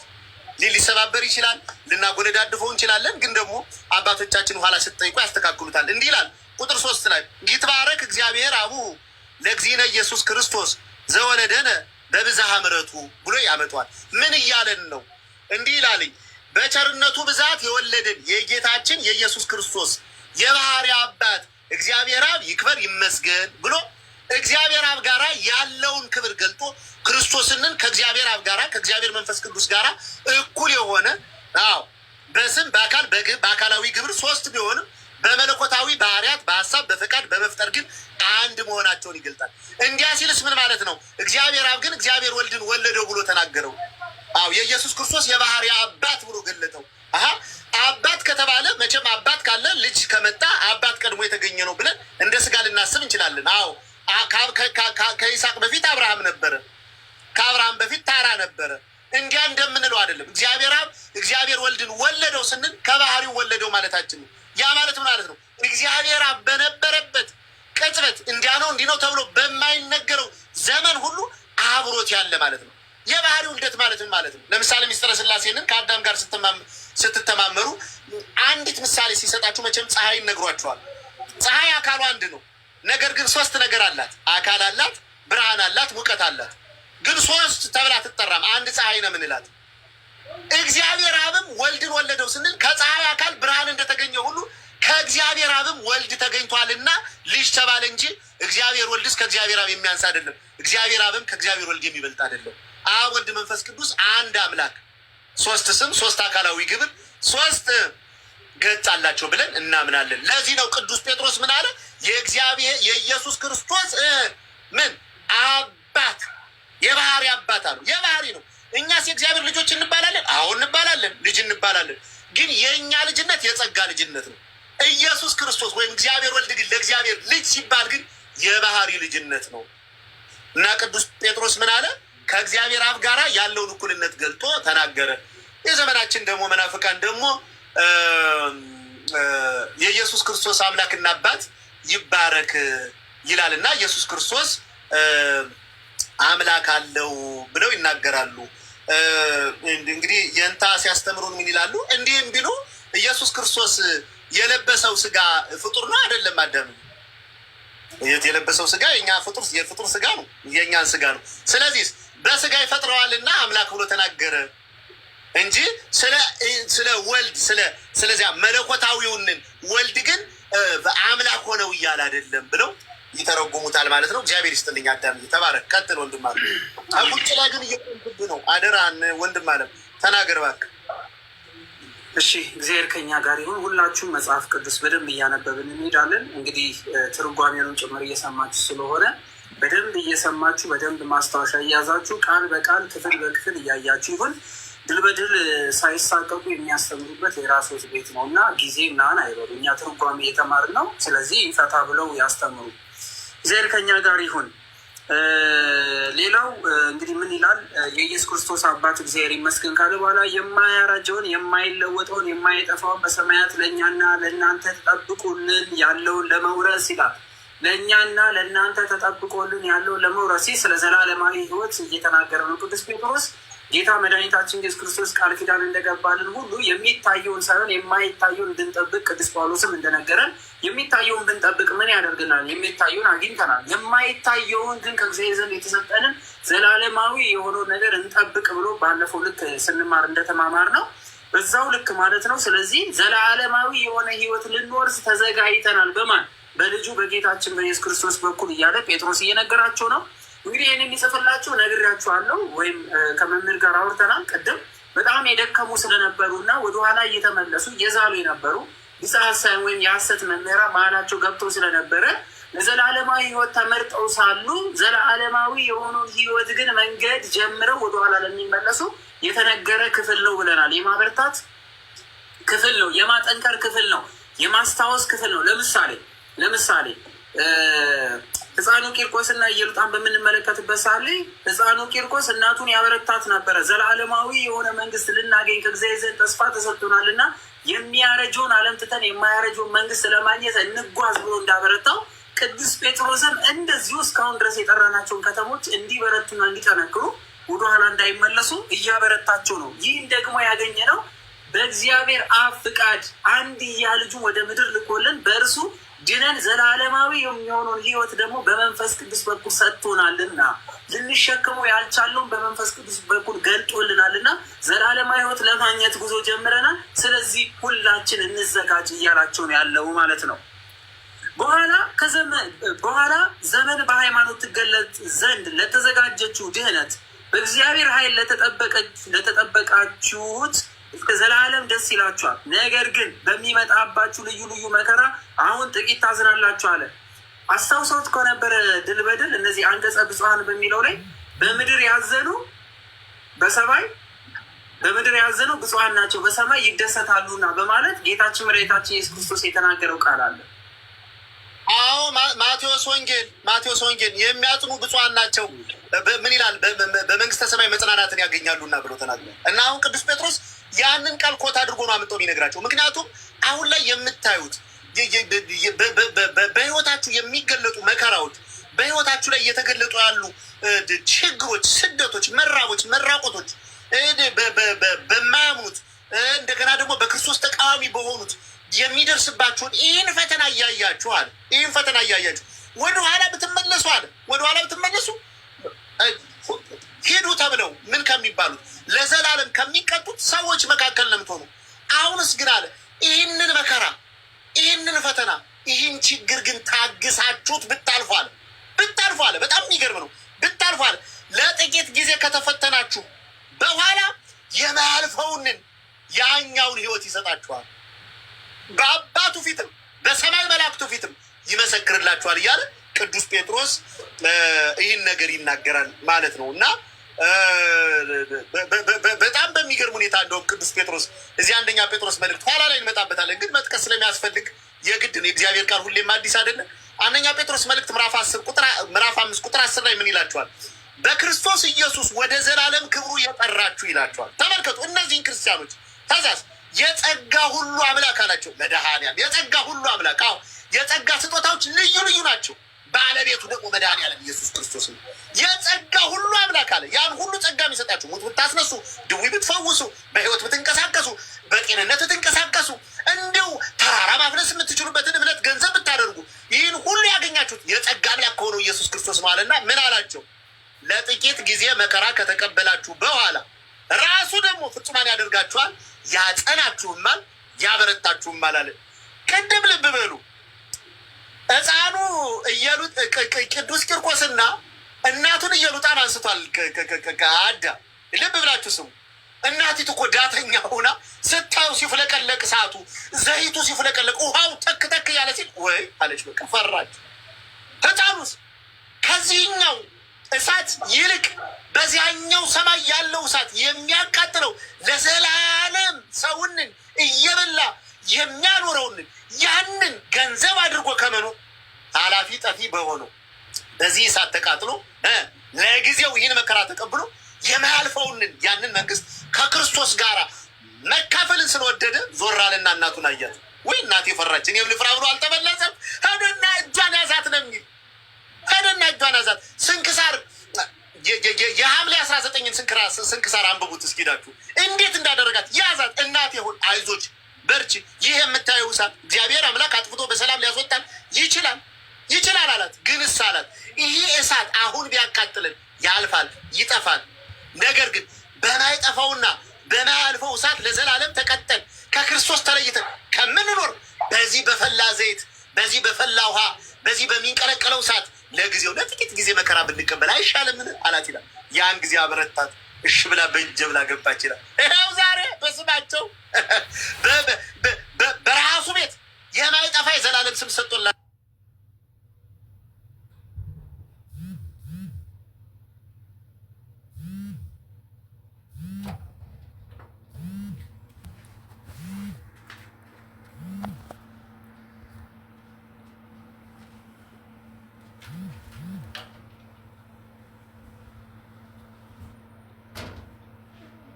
እንግዲህ ስልክ ተደውሎበት ነው። እግዚኦ ከላይ ቅርታ አድርጎልኝ ልጆች።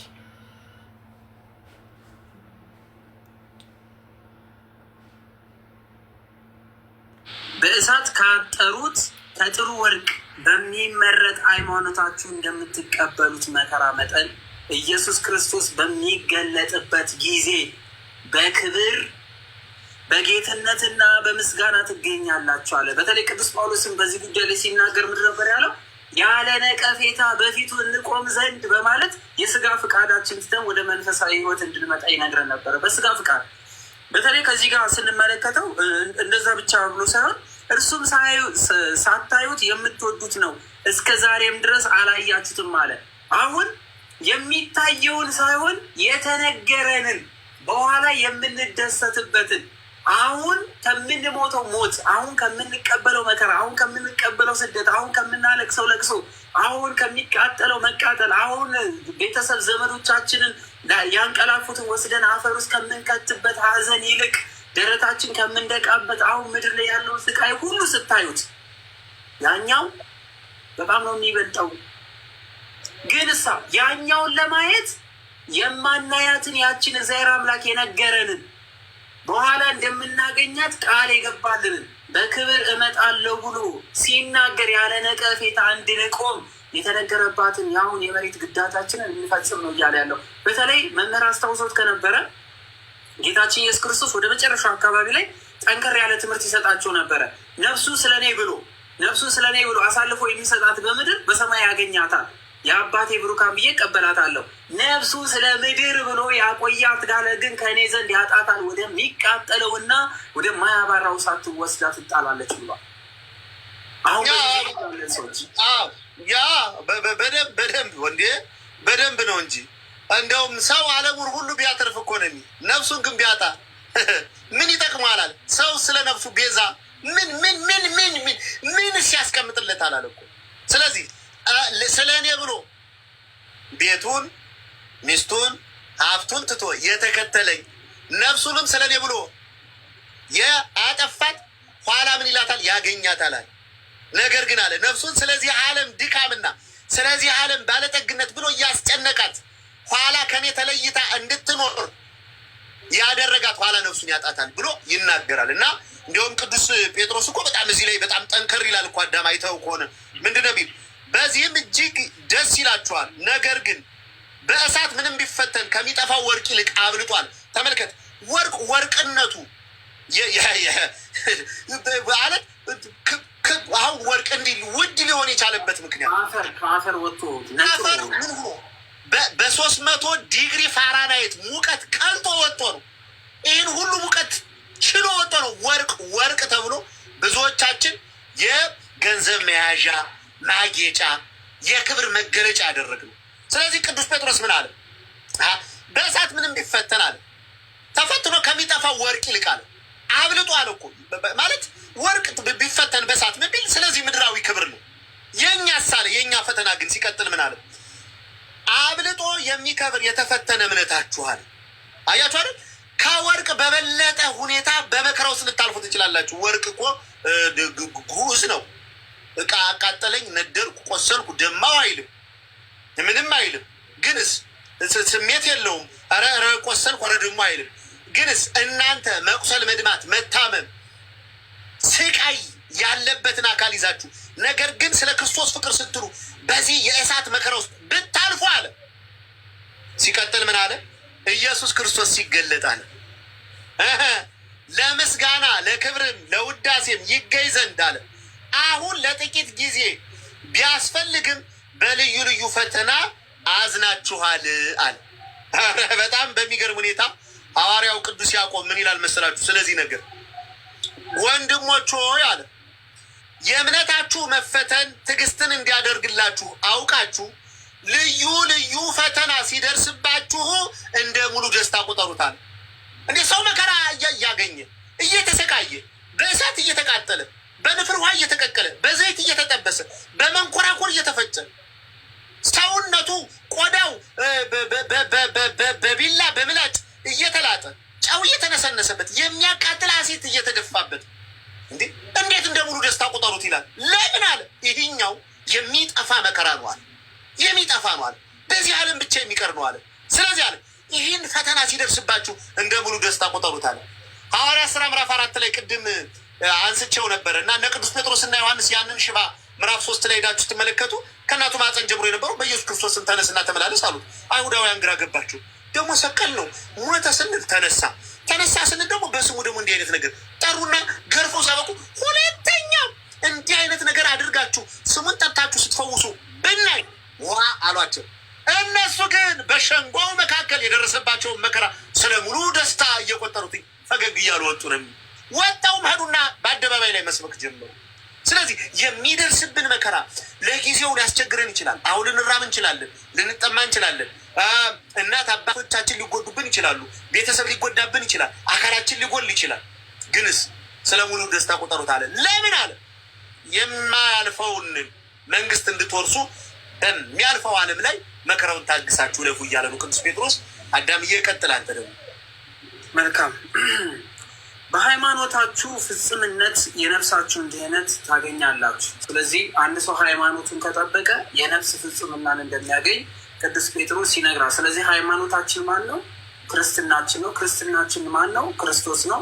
እኛ በክርስቶስ ክርስቲያኖች ተብለናል። ክርስትናችን መጠበቅ፣ ሃይማኖታችንን መጠበቅ፣ የእግዚአብሔርን ቃል መጠበቅ ለነፍሳችን ፍጽምነት እንደምናገኝ ይነግረናል። ቁጥር 9 ላይ ማለት ነው። በሃይማኖታችሁ ፍጹምነትን የነፍሳችሁን ድህነት ታገኛላችሁ በማለት ድህነት ለማግኘት ወይም ለመዳን የግዴታ ሃይማኖታችን መጠበቅ እንዳለብን ይነግረናል። በተለይ በዚህ ዘመን ባለው ሂደት ስንመለከት ታመንክ ድናሃል ነው የሚለው። ቅዱስ ጴጥሮስ ግን አምናችኋልና ድናችኋል አይደለም እያለው፣ ሃይማኖታችሁን ጠብቁ የነፍስ መዳን ታገኛላችሁ፣ ካልጠበቃችሁ ግን ትሞታላችሁ እያለ ነው የሚገኝ። አዎ ኧረ ያ ብቻ አይደለም። እንዲሁም ቅዱስ ጳውሎስ እኮ ለምንድን ነው ሃይማኖትን መጠበቅ በሃይማኖት ውስጥ ሆኖ መጋደል እንዳለ ሲናገር እዚያ የሁለተኛ ጢሞቴዎስ ላይ ሄደን ስንመለከት ምዕራፍ 4 ቁጥር 7 ላይ መልካም ገድል ተጋድያለሁ፣ ሩጫዬን ጨርሻለሁ፣ የጽድቅ አክሊል ተዘጋጅቶልኛል፣ ጻድቅ ፈራጅ የሆነው ኢየሱስ ክርስቶስ ያን ጊዜ ለእኔ ያስረክባል ብሎ የተናገረ እኮ በሃይማኖት ውስጥ ሆኖ አንድ ጊዜ ድኛለሁ፣ ኢየሱስ ክርስቶስ ዋጋ ከፍሎልኛል፣ ጸድቄያለሁ፣ በደሙ ነጽቻለሁ፣ የተዘጋው ገነት ተከፍቶልኝ፣ የጥሉ ግድግዳ ፈርሶልኝ ከእግዚአብሔር ጋር የምኖርበትን ያንን አዲስ ሕይወት ገንዘብ አድርጌያለሁ።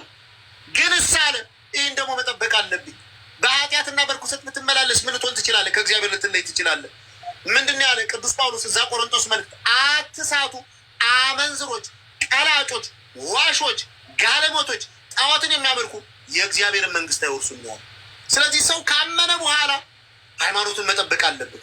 ለዚህ ነው እኮ ዕብራውያን መልእክት ላይ ስትዳችሁ ስትመለከቱ እስከ መጨረሻው እምነታችን አጥብቀን ብንጠብቅ አለ ከክርስቶስ መንግስት ተካፋዮች ነን ያለ።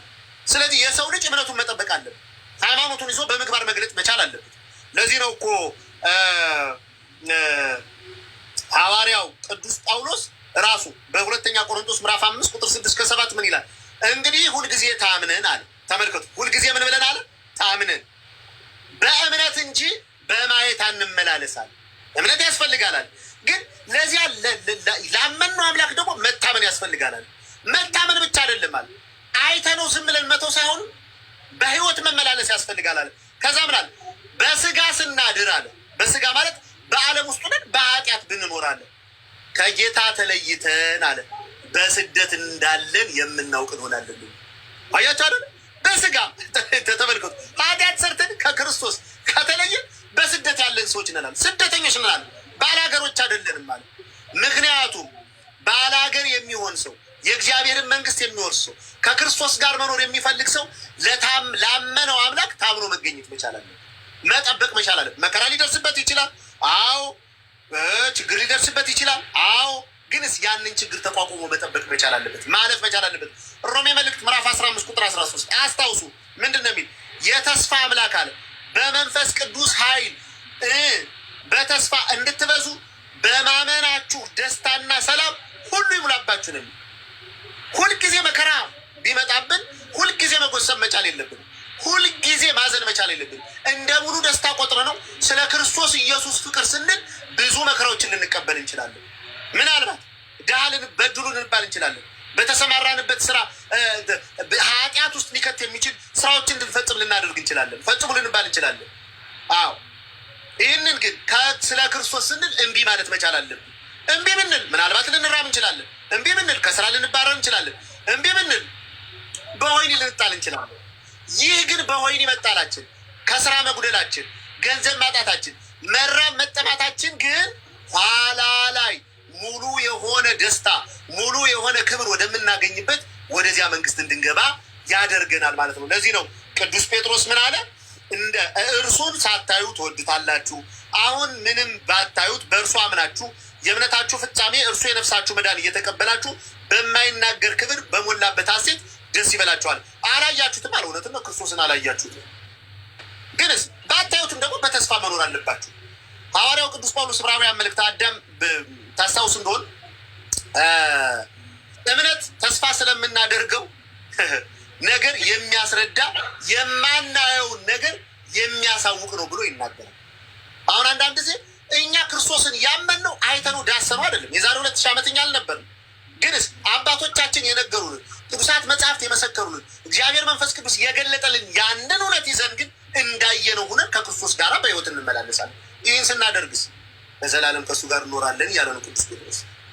ቀጥል አዳም። እግዚአብሔር አምላክ ለዛ ክብር ያብቃል። አሜን። ከቁጥር 10 ጀምሮ ያለውን እናያለን። ቶሎ ቶሎ ለማለት እንሞክራለን። እንግዲህ በደንብ አድርጋችሁ ማስታወሻ እየያዛችሁን መግባት የፈለጋችሁ እህት ወንድሞች ከትምህርት በኋላ ትገባላችሁ። ትርጓሜ የመጽሐፍ ቅዱሱን ክፍል እያየን ስለሆነ ሁላችሁም ትምህርት ላይ በደንብ እንድታተኩሩ አደራ። ሼርና ታቡን ከፍ አድርጉት። እንደሚታየው ከሆነ ሪፖርቶች ብዙ አሉት ይሄ ቤት እና በደንብ በተቻላችሁ አቅም ሼር ታብ አድርጉት። እንዲሁም ደግሞ የሼር ምልክቷን የቀስት ምልክቷን ነክታችሁ ፕሮሞት የምትሏ ቦታ ላይ ጊፍተር ካላችሁ ፕሮሞት የምትሏ ቦታ ላይ ፕሮሞት ብታደረጉት ከ160 በላይ ወደ 1000 ለሚጠጉ ሰዎች ፕሮሞት ሊያደርጋችሁ ይችላል። ያልተማሩ መማር የሚፈልጉ ሰዎች ቤት ጠፍቶባችሁ ያሉ ሰዎችን ለማምጣት ስለሚጠቅመን ሼር የምትሏ ቦታ ላይ ፕሮሞት የምትሏን ነክታችሁ ላይፉን ፕሮሞት ማድረግ ትችላላችሁ። እንደዚህ አይነት ነገር ልምድ እንድንወስድ በተለይ ለእኛ ከምትሰጡ ፕሮሞት የምትሏ ላይ ፕሮሞትን አድርጉበት። እንደዚህ አይነት አገልግሎት ቲክቶክ ስለጀመረ ለብዙዎች ማዳረስ ማለት ነው። እሺ ውስን የሆነው ለብዙ ሰዎች ያዳርሷል። ያ ሲዳረስ ብዙ ሰዎች እንዲመጡ ወንጌል እንዲማሩ ያደርጋቸዋል ነው። ወደ ትምህርታችን እንመለሳለን። ከቁጥር 10 ጀምሮ ያለው እንመልከት። ለእናንተም ስለሚሰጠው ጸጋ ትንቢት የተናገሩ ነቢያት የመረመሯትና የፈለጓት መድኃኒት ናት አለ። እነ አብርሃም፣ እነ ይስሐቅ፣ እነ ያዕቆብ፣ እነ ኤልያስ፣ እነ ኤልሳ፣ እነ ኢሳያስ እነዚህ ሁሉ የጠበቋት ይቺ ቀን የመረመሯት መድኃኒት የተባለችዋ ጊዜ ቺ ወቅት እንደሆነች ይጓጓት የነበረው በተለይ ቅዱስ ጳውሎስ ለአዲስ ኪዳን ኦሪቱ ጥላ ነው፣ ወደ አዲስ ኪዳን መሸጋገሪያ ነው፣ ለአዲስ ኪዳን መምጫ መባቻ ነው ብሎ ሲናገርበት የነበረው ክፍል ቅዱስ ጴጥሮስም እዚህ ጋር ይደግመዋል ማለት ነው። እና ለእናንተ ስለሚሰጠው ጸጋ አለ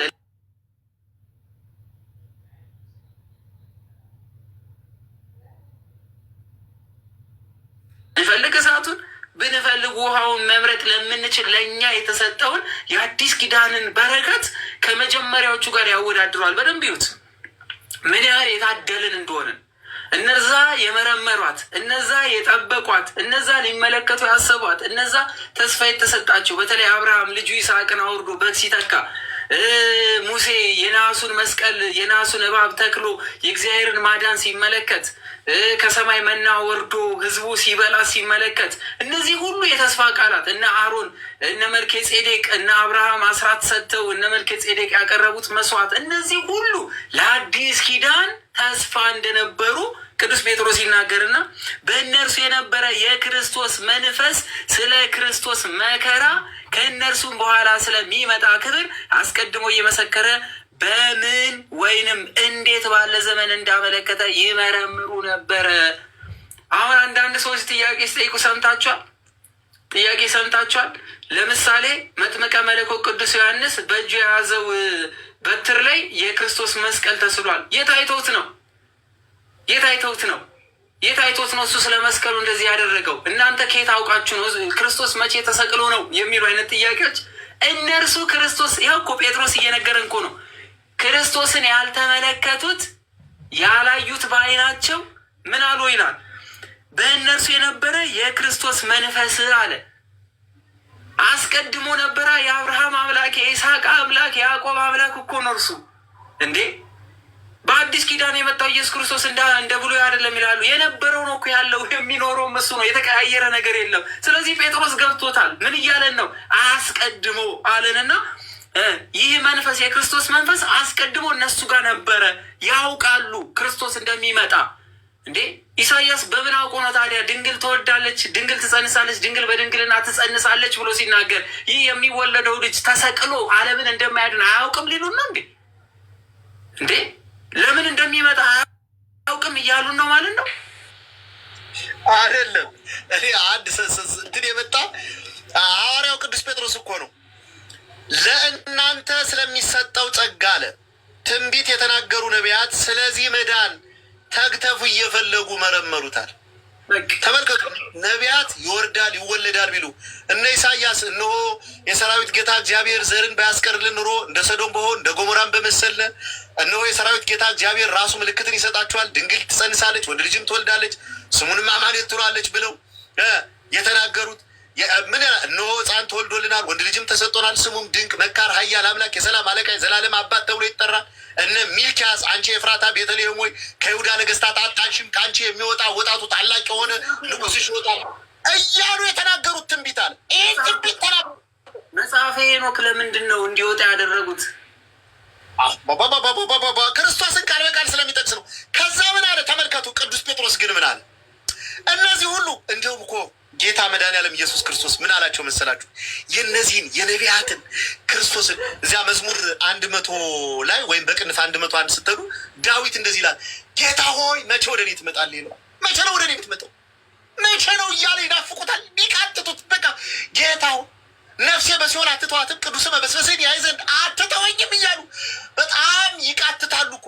ግንስ አላዩትም ክርስቶስን። እና እንዲሁም ክርስቶስ ደቀ መዛሙርትን ምን አላቸው? እንዲህ አላቸው። እስቲ ለአንብባት ይችን ነገር እኔ ደስ ስለምትለኝ ነው። ማቴዎስ ወንጌል ምዕራፍ 13 ላይ እንዲሁም ሉቃስ ወንጌል ምዕራፍ 10 ቁጥር 4 ላይ ዳችሁ ታገኙታላችሁ። ቃሉ እንዲህ አላቸው፣ እውነት እውነት እላችኋለሁ ብዙዎች ነቢያት፣ ጻድቃን የምታዩትን ሊያዩ ተመኝተው አላዩትም፣ የምትሰሙትን ሊሰሙ ተመኝተው አልሰሙም። በእነሱ ድቃ እናንተ ገብታችሁ እነሱ ሲቃጥቱት የነበሩትን ያንን ይኸውን የተገልጫ እያችሁኝ አላችሁ። አያችሁኝ። ከዛ ቅዱስ ጴጥሮስ ይህን ስለተረዳ እኮ ነው አሁን በመልእክቱ ምን አለ? ነቢያት እነዛ ሁሉ የተናገሩት ያ ትንቢት አለ ምንድን ነው አለ? ተግተው እየፈለጉ መረመሩት አለ። ለምንድን ነው የመረመሩት? ክርስቶስ እንደሚመጣ አስቀድመው ምን ስላሉ? መንፈስ ቅዱስ ስለገለጠላቸው። ቁጥር 11 ላይ ምን አለ? በእነርሱ የነበረው የክርስቶስ መንፈስ መድኃኒዓለም ኢየሱስ ክርስቶስ መቼ ነው ክርስቶስ የተባለው? መቼ ነው ክርስቶስ? ከተወለደ በኋላ ያወቀ ነው። ከተወለደ በኋላ ልብ በሉ፣ ከተወለደ በኋላ ነው ክርስቶስ የተባለው። ግንስ ምን አለ? የክርስቶስ መንፈስ በማን ላይ ነበር አለ? በነቢያት። በማን ላይ ነበር አለ? በነ አብርሃም፣ በነ ይስሐቅ፣ በነ ያዕቆብ። በማን ላይ? በነ ዳዊት፣ በነ ሰለሞን፣ በነ ሕዝቅኤል፣ በነ ኢሳያስ፣ በነ ኤርሚያስ፣ በነ ዳንኤል፣ በነ ሆሴ፣ በእነሱ የነበሩ ያ የክርስቶስ መንፈስ አለ። ስለ ክርስቶስ መከራ መቼ?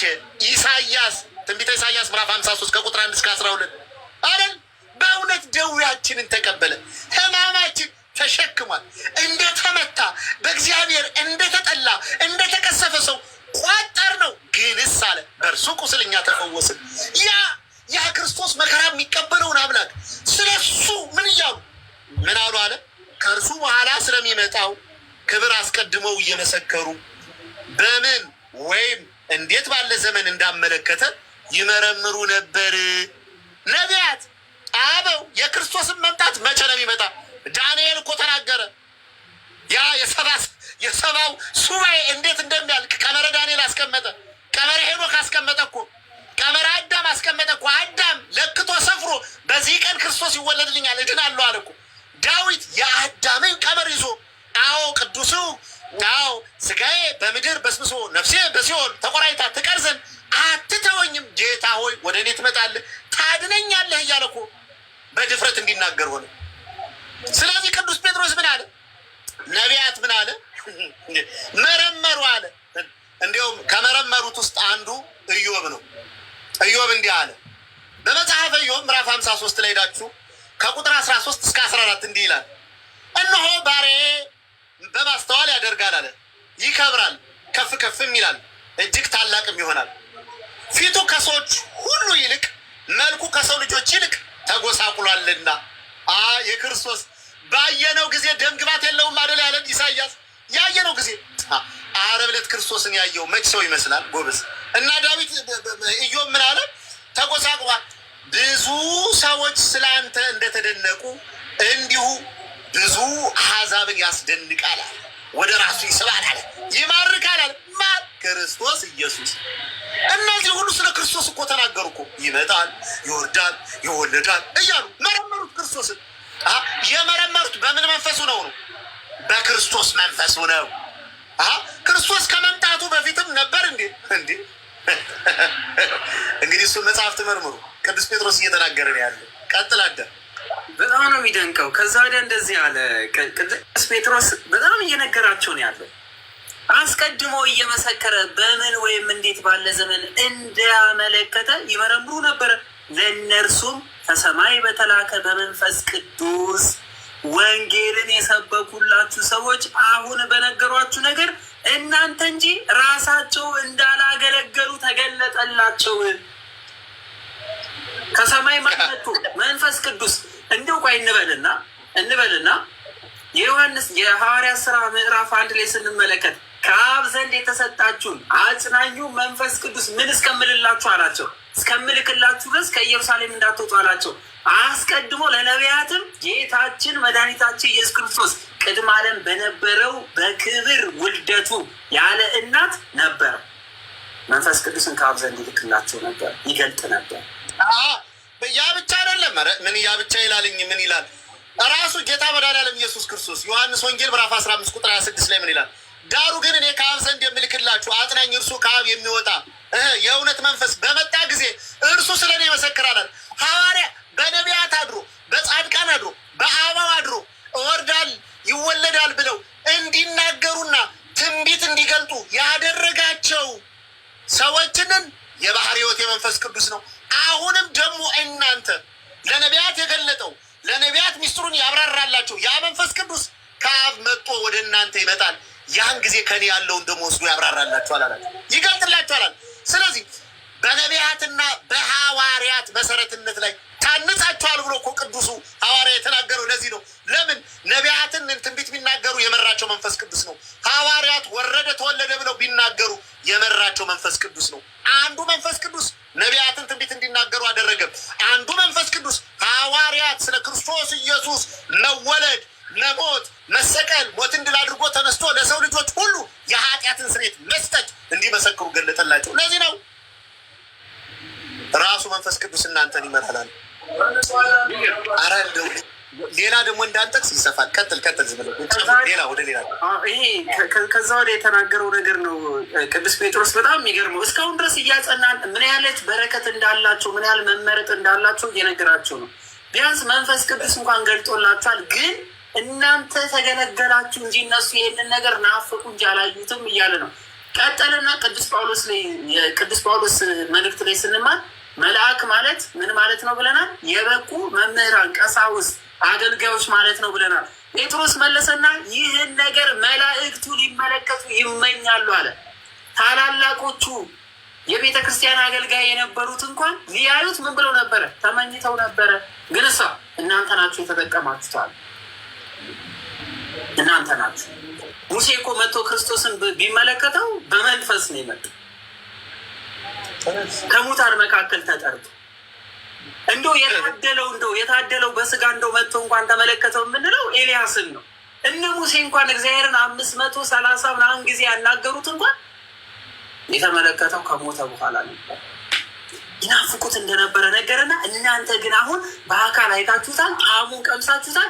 የአዲስ ኪዳን የሆነውን ቤዛ ሆኖ ራሱ ቤዛ ራሱ መስዋዕት ራሱ ደግሞ መስዋዕት ተቀባይ ሆኖ የመጣው ይህ ክርስቶስ እኮ አስቀድሞ እነሱ የተመኙት እናንተ ያላችሁ ነው እያለ ነው። በነገራችን ላይ እኛ ስንሰማ እዚህ ውስጥ ያላችሁ እህት ወንድሞቼ ስንሰማ ጴጥሮስ ለእነሱ ብቻ ሳይሆን ለእኛ እየነገረ እንደሆነ ማወቅ አለብን። እኛ የአዲስ ኪዳን ልጆች ነን። የኦሪት ልጆች አይደለንም አይደለ? በኦሪት ዘመን አይደለ ያለን፣ የአዲስ ኪዳን ልጆች ነው። እነ አብርሃም ያላዩትን እኛ አይተነዋል። እነ አብርሃም ሊሰሙ የፈለጉትን እኛ ሰምተነዋል። እነ አብርሃም ሊበሉት የናፈቁትን ኢየሱስ ክርስቶስን ዘላለማዊ ሕይወት የሚያሰጠውን አንዴ ነስተው አንዴ በክርስቶስ ድነው ፍቃዳቸው እንዲመለሱ የተመኙለትን ዛሬ እኛ አግኝተነዋል። ለእኛ ነው እየነገረ ነው። እኛ ምን ያህል እድለኞች እንደሆነን እየነገረ ነው። ስለዚህ ኑሯችንን፣ ህይወታችንን፣ ተስፋችንን ትንሽዬው ነገር እቺ የሆነች ቤት ስትቃጠል ጌታ የለህም አንተ ብትኖር ኖሮ የምንለውን ነገር እናቁም። የሰራንበትን ገንዘብ ሲከለክሉን የሚበልጠውን የእግዚአብሔርን መንግስት ልናገኝ መሆኑን እንወቅ። ስጋን ከነፍስ የሚለይ አምላክ ነው። በላያችን ላይ ተስፋ እንቁረጥ። ኧረ እባክህ ሌላ ሰዓት ከተትከኝ። እንዲያው በጣም በሚገርም ሁኔታ ኢየሱስ ክርስቶስ ምን አለ መሰለህ? እዛ ዮሐንስ ወንጌል ምዕራፍ 8 ላይ አብርሃም ቀኔን ያይ ዘንድ ተመኘ አየም ደስም አለው አላቸው። እና እነሱ እንዲህ ይሄ ሰው ምንድን ነው የሚለን? ደግሞ አንተ 50 ዓመት ገና ያልሞላ ሰው አብርሃምን አይተሃል አንተ? አብርሃም አዎ ሳይወለድን ያለው አላቸው ይላል። አብርሃም ክርስቶስን ያየው መቼ ነው ከተባለ ምሳሌውን ዘፍጥረት 14 ላይ ሄዱ። የኮሎዶሞርን ነገስታት ድል ነስቶ በመጣ ጊዜ መልከ ጼዴቅ ህብስት አኮቴት ጽዋ በረከት ይዞ ተገናኘው። ያየው ምሳሌውን ነው ያየው። እኛስ አማናዊውን ክርስቶስ አየነው ብቻ እኮ አይደለም፣ ዳሰስ ነው ብቻ እኮ አይደለም፣ በላ ነው፣ ጠጣ ነው። እርሱ ከኛ ጋር እኛ ከሱ ጋር ሆንበት።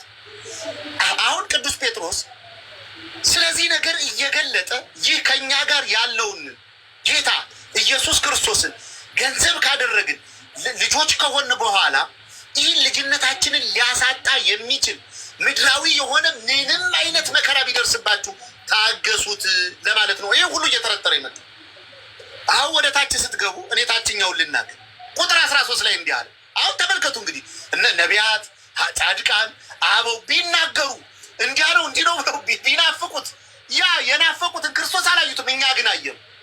በላ ነው ጠጣ ነው፣ በልተ ነው ጠጥተ ነው በህይወት እንኖርበታለን አይደለም። ያችን ሳምራዊ ሴት ምንድን ነው ያላት? ውሃ ጠጭኝ አላት። እሷ ምን አለችው? አንተ አይሁዳዊ ነህ፣ እኔ ሳምራዊ ነኝ፣ እንዴት ውሃ ትጠይቀኛለህ አለችው።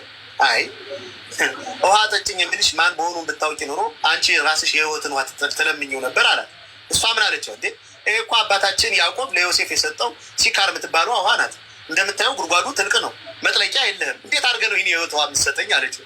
እርሱ ምን አላትኝ? ሀይ አላትኝ፣ ከዚህ ውሃ የሚጠጣ እንደገና ይጠማል አላት። እኔ ከምሰጠው ውሃ ግን የሚጠጣ ለዘላለም አይጠማም ማለትና የጠጣ ግን ራሱ ከሆዱ ለሌሎች የህይወት ምንጭ ይሆናል አለ መድኃኔዓለም ኢየሱስ ክርስቶስ። ተመልከቱ፣ እኛ ጠጥተ ነው እኮ ነው ክርስቶስን ጠጥተ ለሌሎች የህይወት ምንጭ ትሆናላችኋል። ይህኛ ለሌሎች የህይወት ምንጭ እንድንሆን እሱን የበላ ነው የጠጣ ነው ክርስቶስ ከእርሱ ጋር ለዘላለም እንድንኖር በምድራዊ ህይወታችን የሚደርስብንን ማንኛውንም መከራ ታግሰን ማለፍ አለብን አለ። ለዚህ ነው ቁጥር 13 ላይ ምን አለ? ስለዚህ አለ የልቦናችሁን ወገብ ታጥቃችኋል፣ በመጠን ኑራችሁ ኢየሱስ ክርስቶስ ሲገለጥ የምታገኙትን ጸጋ ፈጽማችሁ ተስፋ አድርጉ። ከዛ ቀጠለ፣ እንደሚታዘዙ ልጆች ባለማወቃችሁ አስቀድሞ የኖራችሁበትን ምኞት አትከተሉ አለና እንዲህ አለ፣ ዳሩ ግን እኔ ቅዱስ ነኝና እናንተም ቅዱሳን ሁኑ ተብሎ እንደተጻፈ የጠራችሁ ቅዱስ እንደሆነ እናንተም በኑሯችሁ ቅዱሳን ሁኑ አለ።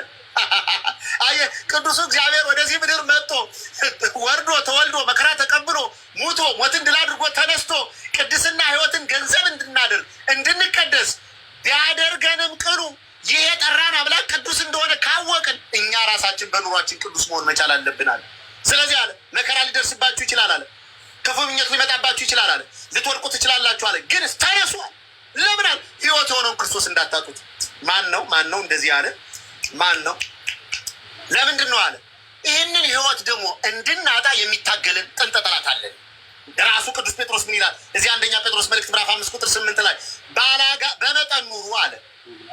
ከዛ ንቁ አለ። ተመልከቱ፣ በመጠን ኑሩ ንቁ አለና ምን አለ? ባላጋራችሁ ዲያብሎስ የሚወጣውን ፈልጎ እንደሚያገሳ አንበሳ ዙሪያችሁን ይዞራልና። ለምን ነው የሚዞረን ዲያብሎስ? አዎ ከዚህ ከእውነተኛው የህይወት ምንጭ ከእውነተኛው ጌታ ከእውነተኛው መድኃኒት ከእውነተኛው አዳኝ ራሱን ቀጥቅጦ ምርኮውን ከማረከው ካሸነፈው ከጌታ ከኢየሱስ ክርስቶስ እንድንለይ ይፈልጋል። ስለዚህ ሁልጊዜ እየተከታተለ እኛን ሽቆናችን ይነክሳል፣ በኃጢአት እንድንወድቅ የዚህ ዓለም ባለጠግነት የዚህ ዓለም ተድላ ደስታ እንዲያሸንፈን ምን ይላል? ይገፋል። ስለዚህ ምን አለ? በመጠን ኑሩ አለ። ይዞረናል። እንደው ምን አለ? አንደኛ ጴጥሮስ መልእክት ምዕራፍ 3 ቁጥር 15 እንጂ ቅዱስ ጴጥሮስ ራሱ ዳሩ ግን ጌታ እርሱ ክርስቶስን በልባችሁ ቀድሱት አለ። በእናንተ ስላለ ተስፋ ምክንያት ለሚጠይቋችሁ ሁሉ መልስ ለመስጠት ዘወትር የተዘጋጃችሁ ሁኑ፣ ነገር ግን በየዋህነትና በፍርሃት ይሆናል። እኛን የሚከሰን ከሳሽ አለ። ይህ እርኩስ ነው፣ ይህ በኃጢአትና በበደል የተመላለሰ ነው፣ ከኔ ጋር በገሃነመ እሳት ይቀጣ ዘንድ ይገባዋል እያለ በሚከሰን ከሳሽ አለ። ከሳሽ የወንድሞች ከሳሽ የተባለው ያ የወደቀው ያ በአሸዋ ላይ የቆመው ዘንዶ እሱ ይከሰናል። ግንስ በዚያን ጊዜ ተከሰን ሀፍረት እንዳይሰማን ምን በሉ አለ? መልስ ለመስጠት የተዘጋጃችሁ ነው። እንግዲህ ክርስቶስ ደግሞ አለ ሐዋርያው ቅዱስ ጳውሎስ ዕብራውያን መልእክት ምዕራፍ 9 ቁጥር 28 ላይ እንግዲህ ክርስቶስ ደግሞ የብዙዎችን ኃጢአት ሊሸከም አንድ ጊዜ ከተሰዋ በኋላ ያድናቸው ዘንድ ለሚጠባበቁት ሁለተኛ ያለ ኃጢአት ይታያል አለ። ከዚህ በኋላ እኔ እናንተ ስለሰራ ነው ኃጢአት ክርስቶስ ኢየሱስ መጥቶ በምድር ላይ መከራ የሚቀበል አይደለም። ከዚህ በኋላ ያለ ኃጢአት ይመጣል ሲል ለፍርድ ይመጣል ነው። ለፍርድ የሚመጣ ከሆነ ያለ ነቀፋ መገኘት አለብን። ከኃጢአት መራቅ አለብን። ከርኩሰትና ከበደል ነስተን ተቀድሰን መገኘት አለብን። ለዚህ ነው ቅዱስ ጴጥሮስ አሁን ቅድም እንዳልኳችሁ ቁጥር 13 ላይ ስለዚህ የልቦናችሁን ወገብ ታጥቃችሁ በመጠን ኑራችሁ ኢየሱስ ክርስቶስ ሲገለጥ የምታገኙትን ጸጋ ፈጽማችሁ ተስፋ አድርጉ። ዳሩ ግን እኔ ቅዱስ ነኝ እና እናንተም ቅዱሳን ሁኑ ተብሎ እንደተጻፈ የጠራችሁ ቅዱስ ስለሆነ እናንተም በኑሯችሁ ቅዱሳን ሁኑ ያለ አምላካችን እግዚአብሔር ቅዱስ ነው። ጌታችን መድኃኒታችን ኢየሱስ ክርስቶስ ቅዱስ ነው። ስለዚህ ወደዚህ ቅዱሱ እግዚአብሔር እንድንቀርብ ተቀድሰን ቅድስናን ገንዘብ አድርገን እንድንገኝ አምላካችን እግዚአብሔር ይርዳል። አዳም እየቀጥል ደግሞ አንተ እኔ ቅዱስ ነኝና ቅዱሳን ሁኑ ተብሎ የሚል ተጽፏልና ለሰው ፊትም ሳያደላ በእያንዳንዱ ላይ እንደ ስራው የሚፈርድ አብን የምትጠሩ ከሆነ በሕይወታችሁ ዘመን ሁሉ በፍርሃት ኑሩ በማለት ይናገራል። እዚህ ጋር በጣም እንዲነሳ የምፈልገው የዮሐንስ ወንጌል ምዕራፍ 5 ከቁጥር 26-27 ላይ ስትመለከቱ ፍርድን ሁሉ ለእኔ ሰጠኝ እንጂ አብ እንኳን አይፈርድም በማለት ተናግሯል። ግን እዚህ ጋር ቅዱስ ጴጥሮስ ደግሞ እንዲህ በማለት ይናገራል። ለሰው ፊትን ሳያደላ በእያንዳንዱ ላይ እንደ ስራው የሚፈርድ አብን የምትጠሩ ከሆነ በማለት ደግሞ አብን ፈራጅ ነው በማለት ይናገራል። እዚህ ጋር ስንሄድ ሚስጥረ ሥላሴን ማየት ይጠበቅብናል ማለት ነው። ምን ማለት ነው? አዎ ምንድን ያህል እኔና አብ አንድ ነን ብሏል እኮ እዚያ። እንዲሁም የዮሐንስ ወንጌል ምዕራፍ 5 ላይ ደን እኮ ስንመለከት ምን ይላል? ፈቃድን እንጂ ፈቃዴን አልሻምና ብሎ ተናግሯል። ያ ማለት ምን ማለት ነው? ያ ፈቃድና የወልድ ፈቃድ ልዩ ነው ማለት ነው? አይደለም። ወልድ በተለየ አካል ወደዚህ ምድር መጥቶ የሰውን ልጅ ለማዳን ሰው ቢሆንም በፈቃዱ ያ ፈቃዱ ግን የአብን የመንፈስ ቅዱስ ፈቃድ እንደሆነ ነው። ስለዚህ አሁን ጴጥሮስ ምን አለ? ራሱ እግዚአብሔር አብ ደግሞ ይፈርድባቸዋል ሲል ምን አለ? በልጁ በኢየሱስ ክርስቶስ በኩል ሆኖ ምን የሚል የሚቀጣን የሚፈርድብን ስለሆነ ነው። አሁን ቅድም አዳም ተናገረ እኮ የዮሐንስ ወንጌል ምዕራፍ 5 ቁጥር 28-29 ላይ ስትሄዱ አብ በአንድስ እንኳ አይፈርድም ፍርድን ሁሉ ለወልድ ሰጠው እንጂ በማለት ፈራጅ ራሱ መሆኑን ተናግሯል። ፈራጅ ራሱ መሆኑን ተናግሯል ብቻ አይደለም እንጂ ራዕየ ዮሐንስ ምዕራፍ 22 ቁጥር 10 ላይ ምንድን ያለ? አመፀኛ ወደፊት ያምፅ፣ እርኩሱም ወደፊት ይርከስ፣ ጻድቁም ወደፊት ጽድቅን ያድርግ፣ ቅዱስም ወደፊት ይቀደስ። እነሆ በተሎ እመጣለሁ፣ ለእያንዳንዱ እንደ ስራው መጠን ከፍለው ዘንድ ዋጋዬ ከእኔ ጋር አለ። ዋጋ ከፋይ ክርስቶስ ኢየሱስ ነው። ግንስ ክርስቶስ ፈረደ ማለት አብ አይፈርድም መንፈስ ቅዱስ አይፈርድም ማለት አይደለም። የክርስቶስ ፍርድ የአብ ፍርድ የመንፈስ ቅዱስ ፍርድ ስለሆነ ነው። ስለዚህ ቅዱስ ጴጥሮስ ምን አለ? በእንግድነት ዘመናችሁ የምትሰሩትን ኃጢአት ሳትተዉ እግዚአብሔር አብ ፊት እንቆማለን ብትሉ እርሱ ራሱ ይፈርድባችኋል እያለ እግዚአብሔር አብን ፈራጅ አድርጎ ያመጣዋል ማለት ነው። አዳምሻ ምክንያቱም ፍርድ ስልጣንን የሚያሳይ ስለሆነ በአብ ወልድ በመንፈስ ቅዱስ መሀል የስልጣን ልዩነት እንደሌለና አብ የሚናገረው ሁሉ ከወልድ መሆኑን ወልድ የሚናገረው ነገር ሁሉ ከአብ መሆኑ አብና ወልድ የሚናገሩት ሁሉ የመንፈስ ቅዱስ መሆኑ ማወቅ አለብን። ምክንያቱም ትምህርት በተማርን ሰዓት ላይ አንዱ በአንዱ ህልው ነው ብለን ተናግረናል። አይታችሁ ከሆነ አብ በልቡ ያሰበውን ሁሉ በወልድ ቃልነት ይናገራል። ወልድ የተናገረው ሁሉ መንፈስ ቅዱስ በህይወትነት ያጸናል። መንፈስ ቅዱስ ያጸናው ሁሉ ወልድ የተናገረውን ያንኑ ያጸናል። ወልድ ደግሞ የሚናገረው ሁሉ በአብ ልብነት የተነገረች ናትና አብ ተናገረ፣ ወልድ ተናገረ፣ መንፈስ ቅዱስ ተናገረ። የአንድ ግዛት የአንድ አምላክነት ቃል አንድ መለኮት የሚያደርገው መሆኑ ማወቅ አለብን። የስራ ክፍፍል የለውም። በተለይ አብ ወልድ አብን ለመነው የሚባሉ አይነት ሂደቶች በእግዚአብሔር መንግስት እንደሌለ በዚህ ማወቅ እንችላለን ማለት ነው። ምክንያቱም ፍርድን ሁሉ ለልጁ ሰጠው ወይም ደግሞ ፍርድ ሁሉ ለእኔ ሰጠኝ ብሎ የተናገረው ጌታችን ኢየሱስ ክርስቶስ ሲያስተምር ጴጥሮስ አንዱ ተማሪው ነበረ።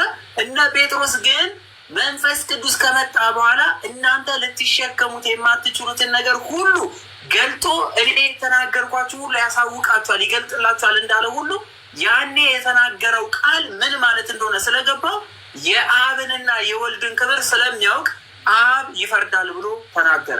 የወልድ ፍርዱ ስለሆነ እውነት ነው። ያ በጣም በሚገርም ሁኔታ ከዚህ ፍርድ ደግሞ አምልጠን በህይወት እንድንኖር ከክርስቶስ ጋር በመንግስቱ እንድንኖር ቅዱስ ጳውሎስ ደግሞ እንዲህ ብሎ ይመክረናል።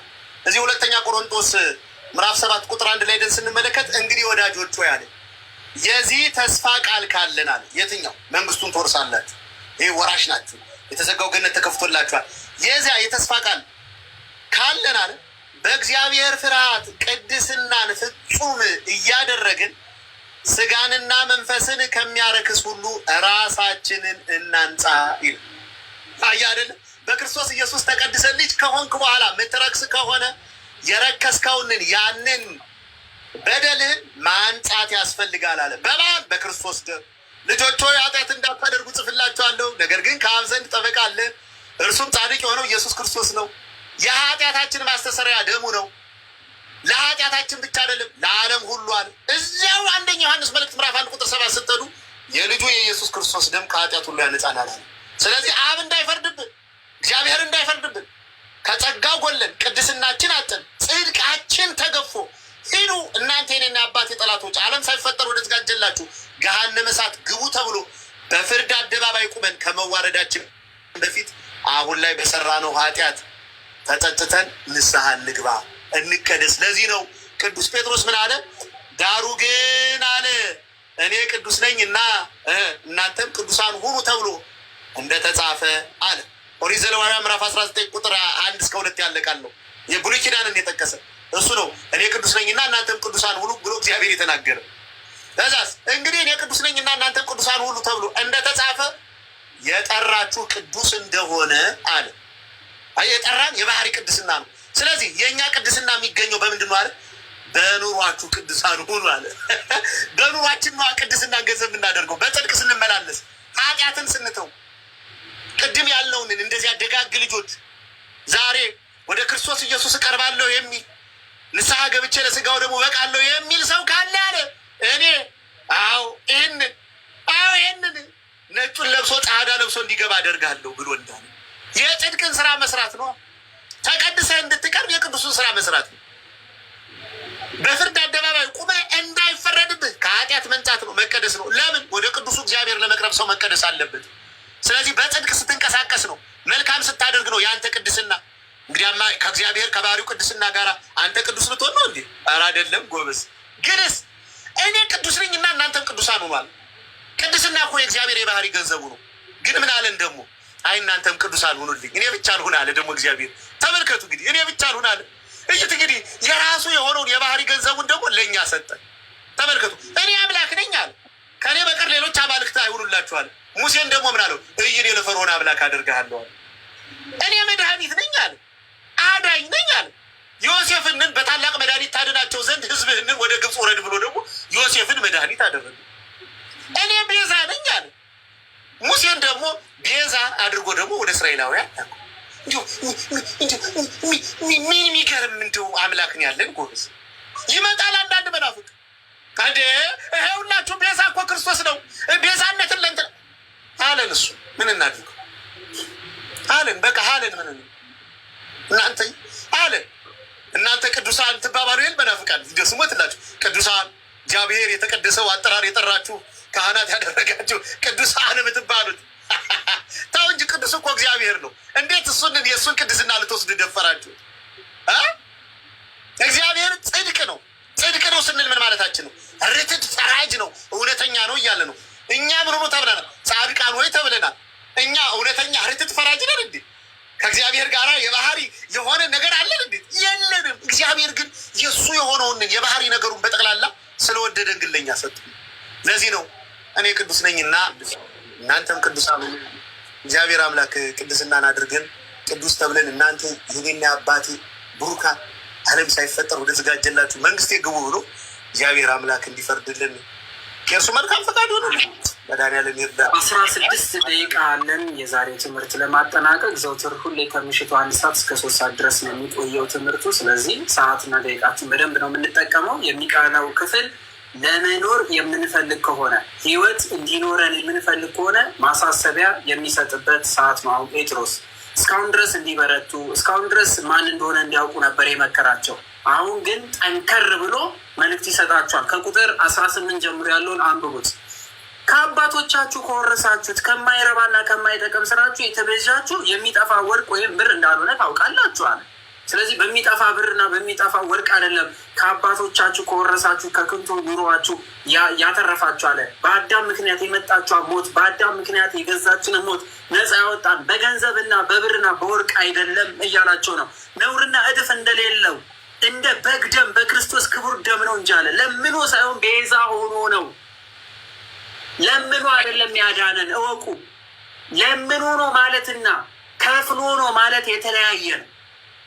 እየነገር ያለው ለዛም በሚጠፋ ወርቅና በሚጠፋ ገንዘብ አይደለም ከፍሎ ከእዳ ያወጣችሁ እያለን ያለው እራሱ ቤዛ እራሱ ደም አፍስሶ እንጂ ለማኝ ሆኖ አይደለም የመጣ። ይህ ማወቅ አለብን።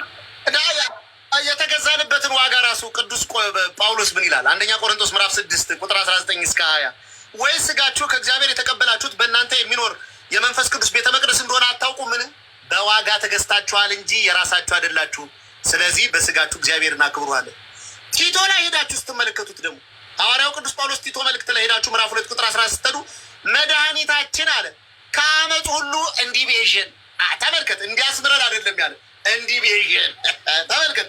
እንዲቤዥን አለ መልካሙን ለማድረግ የሚቀናውን ገንዘብም የሚሆነውን ሕዝብ ለራሱ እንዲያነጻ ተመልከት። እንዲያስነጻ አይደለም እያላሉ እንዲያነጻ አለና ከዛ ምን አለ?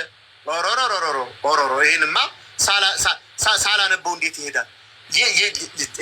ይህንማ ካላነበብኩት ምንም እንቅልፍ አይወስደኝም። ከዛ ምን አለ?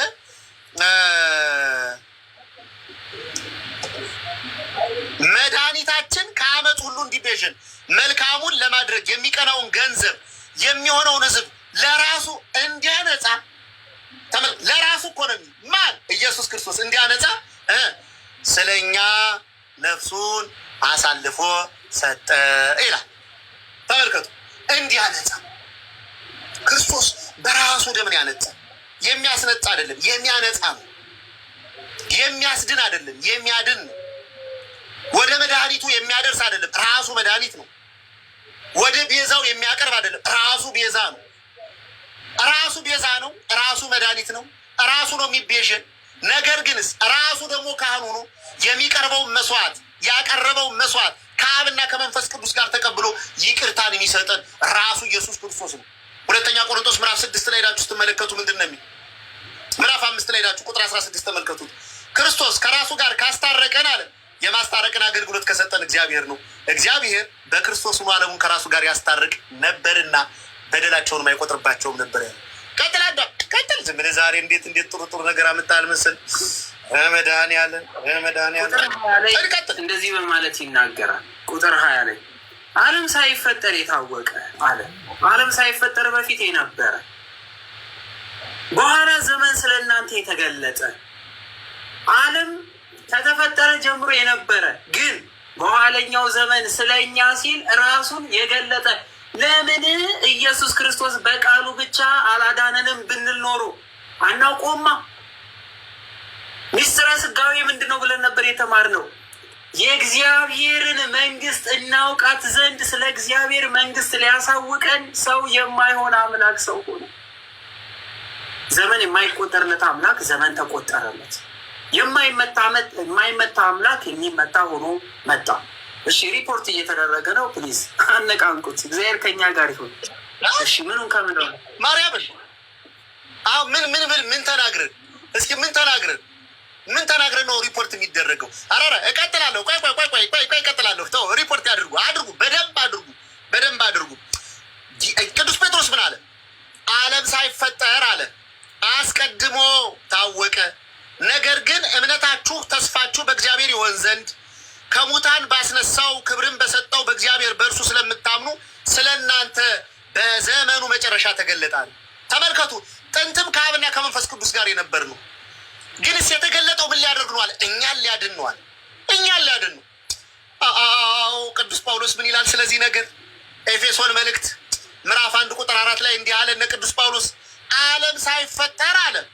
ተመልከቱ የወልድን ቅድምና ሲናገር ዓለም ሳይፈጠር በፊቱ አለ ቅዱሳንና ነውርም የሌለን በፍቅር እንሆን ዘንድ በክርስቶስ መረጠን አለ። እናት ዓለም ድረሽ መድኃኒዓለም ዓለም ሳይፈጠር የነበረው ያ ምን ያደረገን አለ?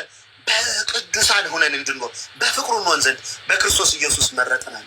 ሁለተኛ ጢሞቴዎስ ምዕራፍ 1 ከቁጥር 9 እስከ 10 ዳችሁ ስትመለከቱ ያዳነን አለ በቅዱሱ አጠራ የጠራን እግዚአብሔር ነውና ይህም እንደ ራሱ ሐሳብ ጸጋና መጠን ነው እንጂ እንደ ስራችን መጠን አይደለም። ይህም ጸጋ ከዘላለም ዘመናት በፊት በክርስቶስ ኢየሱስ ተሰጠናል። መቼ? ከዘላለም ዘመናት በፊት አለ በክርስቶስ ኢየሱስ የተሰጠን ይህ ድህነት አለ ክርስቶስ ያኔ በዘላለም ዘመናት ለእኛ የገባውን ቃል ኪዳን የሰጠናል። ቀጠለ ምን አለ? አሁን ግን አለ እሺ ላይ ቅዱስ ጳውሎስ በረከቱ ይደርብን በመድኃኒታችን በኢየሱስ ክርስቶስ መገለጥ ታይቷል። እርሱ ሞትን ሽሯልና እኔ ሰባኪ ሐዋርያ አሕዛብ አስተማሪ እንደሆን በተሾምኩበት ወንጌል ሕይወትንና አለመጥፋትንም ወደ ብርሃን ወደ እናንተ አውጥቷል አለ። ይሄ ወንጌል ወደ ብርሃን ነው የሚያደርሳችኋል። ለምን አለ? ከዘመናት በፊት የነበረውን ያንን እግዚአብሔር ለእኛ የገባውን ቃል ኪዳን ይፈጸም ዘንድ ክርስቶስ ኢየሱስ ተገለጠ። ግን ተገለጠ ሰው ሆነ ስንላችሁ ግን ወዴት ሊወስዳችሁ ነው አለ? ወደ ብርሃን ሊወስዳችሁ ነው። ወደ የትኛው ብርሃን? ራሱ ብርሃን አይደል? ራሱ ብርሃን አይደል? እኔ ምንድን ነኝ አለ? የዓለም ብርሃን ነኝ። እናንተ የዓለም ብርሃን ናችሁ ብለን የለ? ወደ ዓለሙ ብርሃን ወደ ክርስቶስ ኢየሱስ እኔ እንዳቀርባችሁና በዚያ ብርሃን በሕይወት እንድትኖሩ እኔ ወንጌል ሐዋርያ ሆኜ መጣሁ። አሁን ስለዚህ ወንጌል እየተነገረ ሪፖርት ይደረጋል በክርስቶስ እንጂ በወላዲት አምላክ ይዣቸዋለሁ ይደረጋል። ደቂቃ በደቂቃችን ጨርስ በቃ ያው ጨርስ። አንተ እዚህ በኋላ ከኛ ጋር ይሁን። ሰዓታችንን በደንብ አድርገን ለመጠቀም ነው። እሺ እንተዋቸው። አንብብና ጨርስ። እንግዲህ እዚህ ጋር ስለ ሚስጥረ ስጋዌና ሚስጥረ ስላሴ እየተነገረ ነው ያለው። በጣም ክፍሉን አተኩራችሁ ተመልከቱ። ቅዱስ ጴጥሮስ ሚስጥረ ስላሴን እንዲሁም ደግሞ ሚስጥረ ስጋዌን ይገልጣል። ከስጋዌ በፊት እግዚአብሔር ወልድ ይጠራበት የነበረውንም ስም ሜንሽን ያደርጋል። እዚህ ላይ በደንብ አድርጋችሁ እንድታስተውሉ። ከሚስጥረ ስጋዌ በፊት የጠራበት የነበረውን ስም ሜንሽን አድርጓል።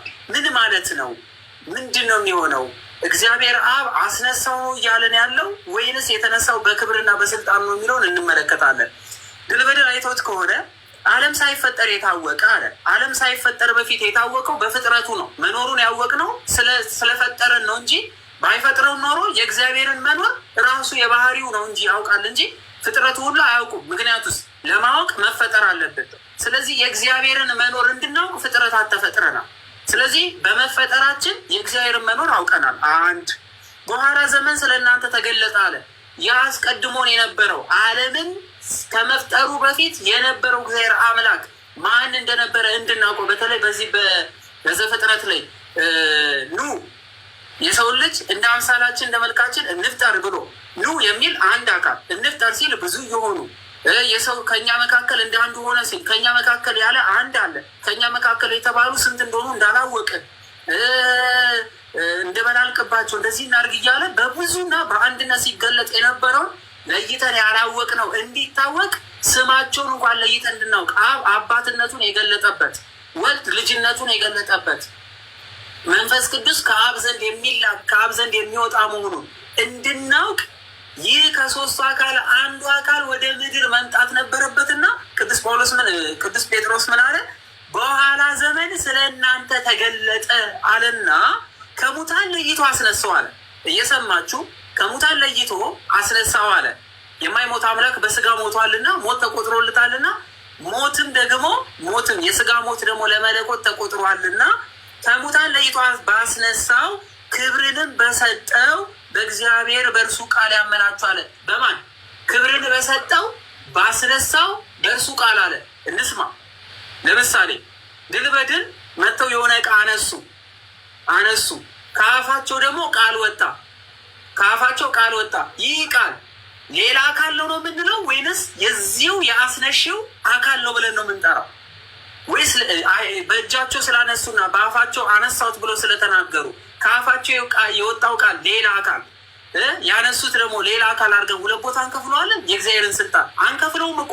ስለዚህ ምን አለ ቅዱስ ጴጥሮስ እዚህ ጋር ሲናገር ድል በድል ከሙታን ለይቶ ባስነሳው ሲል አስነሺ እንዳለ እየነገረን ነው። እሺ ክብርንም በሰጠው ሲል ክብርን የሰጠው እንዳለ እናያለን። በነገራችን ላይ አስቀድሞ ዓለም ሳይፈጠር በነበረኝ ክብር አክብረኝ በማለት ጌታችን ኢየሱስ ክርስቶስ የተናገረውን ቃል በኋላ ላይ እርሱ ያነሱታል።